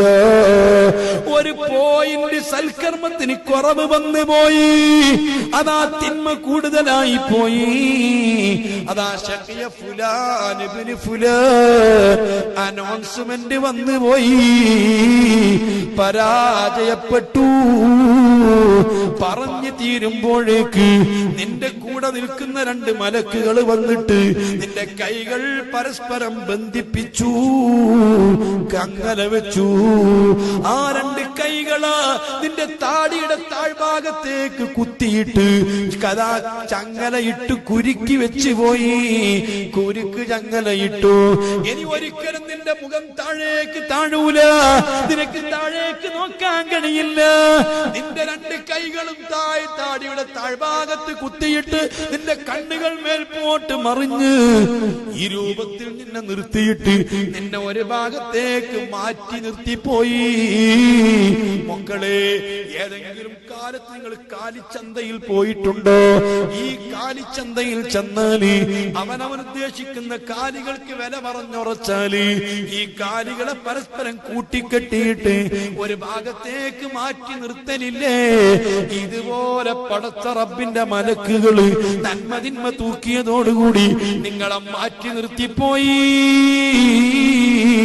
ഒന്നിച്ചെറിയാനാ നിങ്ങളെ കാലുകൾ പിടിച്ചിട്ട് മുഖം നരകത്തിലേക്ക് കുത്തിയിട്ട് വലിച്ചെറിയാൻ വേണ്ടി മലക്കുകൾ കൂട്ടത്തോടെ എറിയാൻ വേണ്ടി മാറ്റി നിർത്തിയതാ. ആ സമയത്തൊരു കാര്യം നിങ്ങൾക്ക് കേൾക്കണോ? ഹിമാഹു ഹമാന മിൻ അദാബി ഇലാഹിനാ ഫലാ നാദിറുൻ ഇല്ലാ ഇലൈഹി തമൂഹു. അതുകൊണ്ട് നന്മയും തിന്മയും തൂക്കപ്പെടുമ്പോൾ, തുലാസിലേക്ക് വെക്കപ്പെടുമ്പോൾ എല്ലാവരും നോക്കുന്നത്, ചിന്തിക്കുന്നത് മുത്തുനബിയുടെ മുഖമാ. ഹബീബിനെ കൊള്ള നോക്കുകയാണ്. ഹബീബ് ഒന്ന് ശ്രദ്ധിച്ചിരുന്നെങ്കിൽ, ഹബീബ് ഒന്ന് തിരിച്ചു നോക്കിയിരുന്നെങ്കിൽ, ഹബീബ് ഒന്ന് പരിഗണിച്ചിരുന്നെങ്കിൽ അന്ന് മുത്തുനബിയിലേക്ക് നോക്കാത്തവരില്ല, ഹബീബിനെ കുറിച്ച് ചിന്തിക്കാത്തവരില്ല. അന്നത്തെ ദിവസം നന്മയും തിന്മയും തുലാസിലിട്ട് തൂക്കുമ്പോൾ രക്ഷപ്പെടാനാകെ ഒരു മാർഗമുള്ളത് മുത്തുനബി മാത്രമാ. ആ ഹബീബ് ഒന്ന് തിരിച്ചു നോക്കിയാൽ, ഹബീബെങ്ങാനും നിന്നെ ഒന്ന് തിരിഞ്ഞു നോക്കിയാൽ വിജയിച്ചു മോനെ. അതുകൊണ്ട് ഞാൻ എന്റെ ആഖിർ സമാനിലെ മക്കളോട്, മുസ്ലിമീങ്ങളോട്, സഹോദരങ്ങളോട്, സഹോദരിമാരോട് ആ നബിയിൽ മാത്രമാ നമുക്ക് പ്രതീക്ഷയുള്ളത്. ഈ നിസ്കാരം എനിക്കൊരു പ്രതീക്ഷയില്ല, എന്റെ അമലുകൾ എനിക്കൊരു പ്രതീക്ഷയില്ല. അല്ലാ 10,000-കണക്കിന് സദസ്സുകളിൽ പ്രഭാഷണം നടത്തിയത് എനിക്കൊരു പ്രതീക്ഷയില്ല. എന്തേ? അമലുകൾ സ്വീകരിക്കപ്പെടാൻ ഒരുപാട് നിബന്ധനകളുണ്ട്. അതിന്റെ കുറ്റവും കുറവും നോക്കുന്നത് മലക്കുകളാണ്. മലക്കുകൾക്ക് തീരെ മനുഷ്യനോട് ദയയില്ല, മലക്കുകൾക്ക് വികാരമില്ല, മലക്കുകൾക്ക് വിചാരമില്ല, മലക്കുകൾക്ക് സങ്കടമില്ല, മലക്കുകൾക്ക് വേദനയില്ല, മലക്കുകൾക്ക് കഷ്ടപ്പാടുകൾ അറിയില്ല. ആരോടും മലക്കുകൾക്ക് സിംബലുകളില്ല. അതേ സമയത്ത് ലഖദ് ജാഅകും റസൂലും മിൻ അൻഫുസികും അസീസുൻ അലൈഹി മാ അനിതും ഹരീസുൻ അലൈക്കും ബിൽ മുഅ്മിനീന റഊഫുർ റഹീം.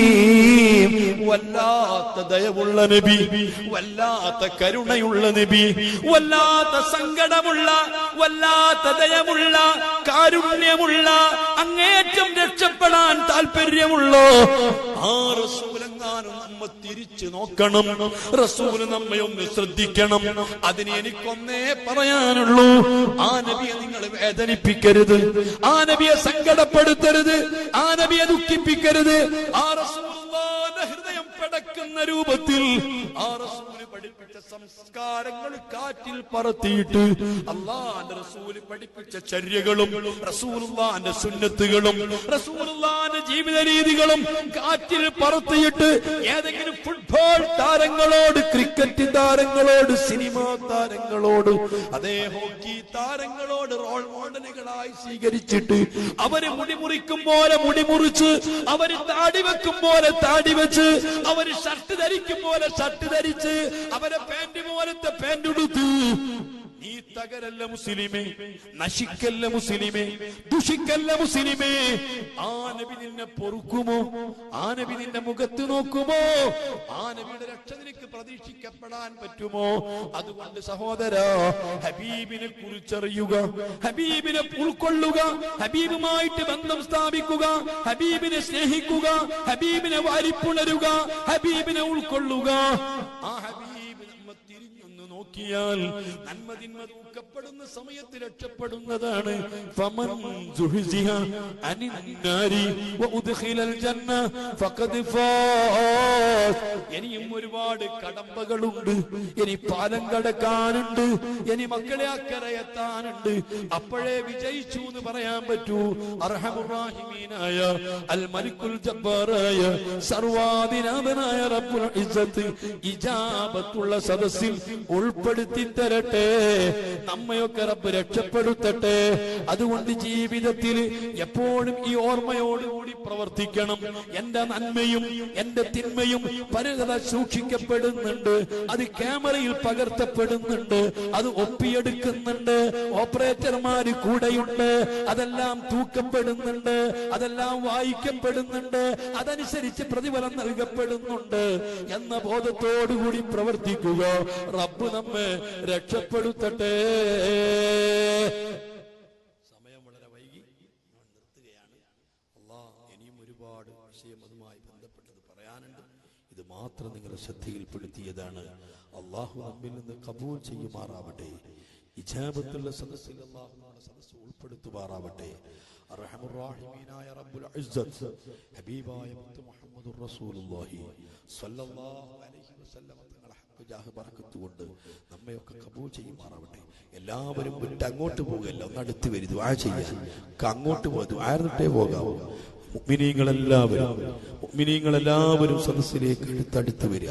നമുക്ക് നബി സല്ലല്ലാഹു അലൈഹി വസല്ലം തങ്ങളെ തവസ്സുൽ ചെയ്ത് ഹബീബിന്റെ മേൽ കുറച്ച് സ്വലാത്ത് ചൊല്ലി ഹബീബിലേക്ക് നമുക്കൊന്ന് വണങ്ങാം, ഹബീബിനെ കുറിച്ച് പറയാം.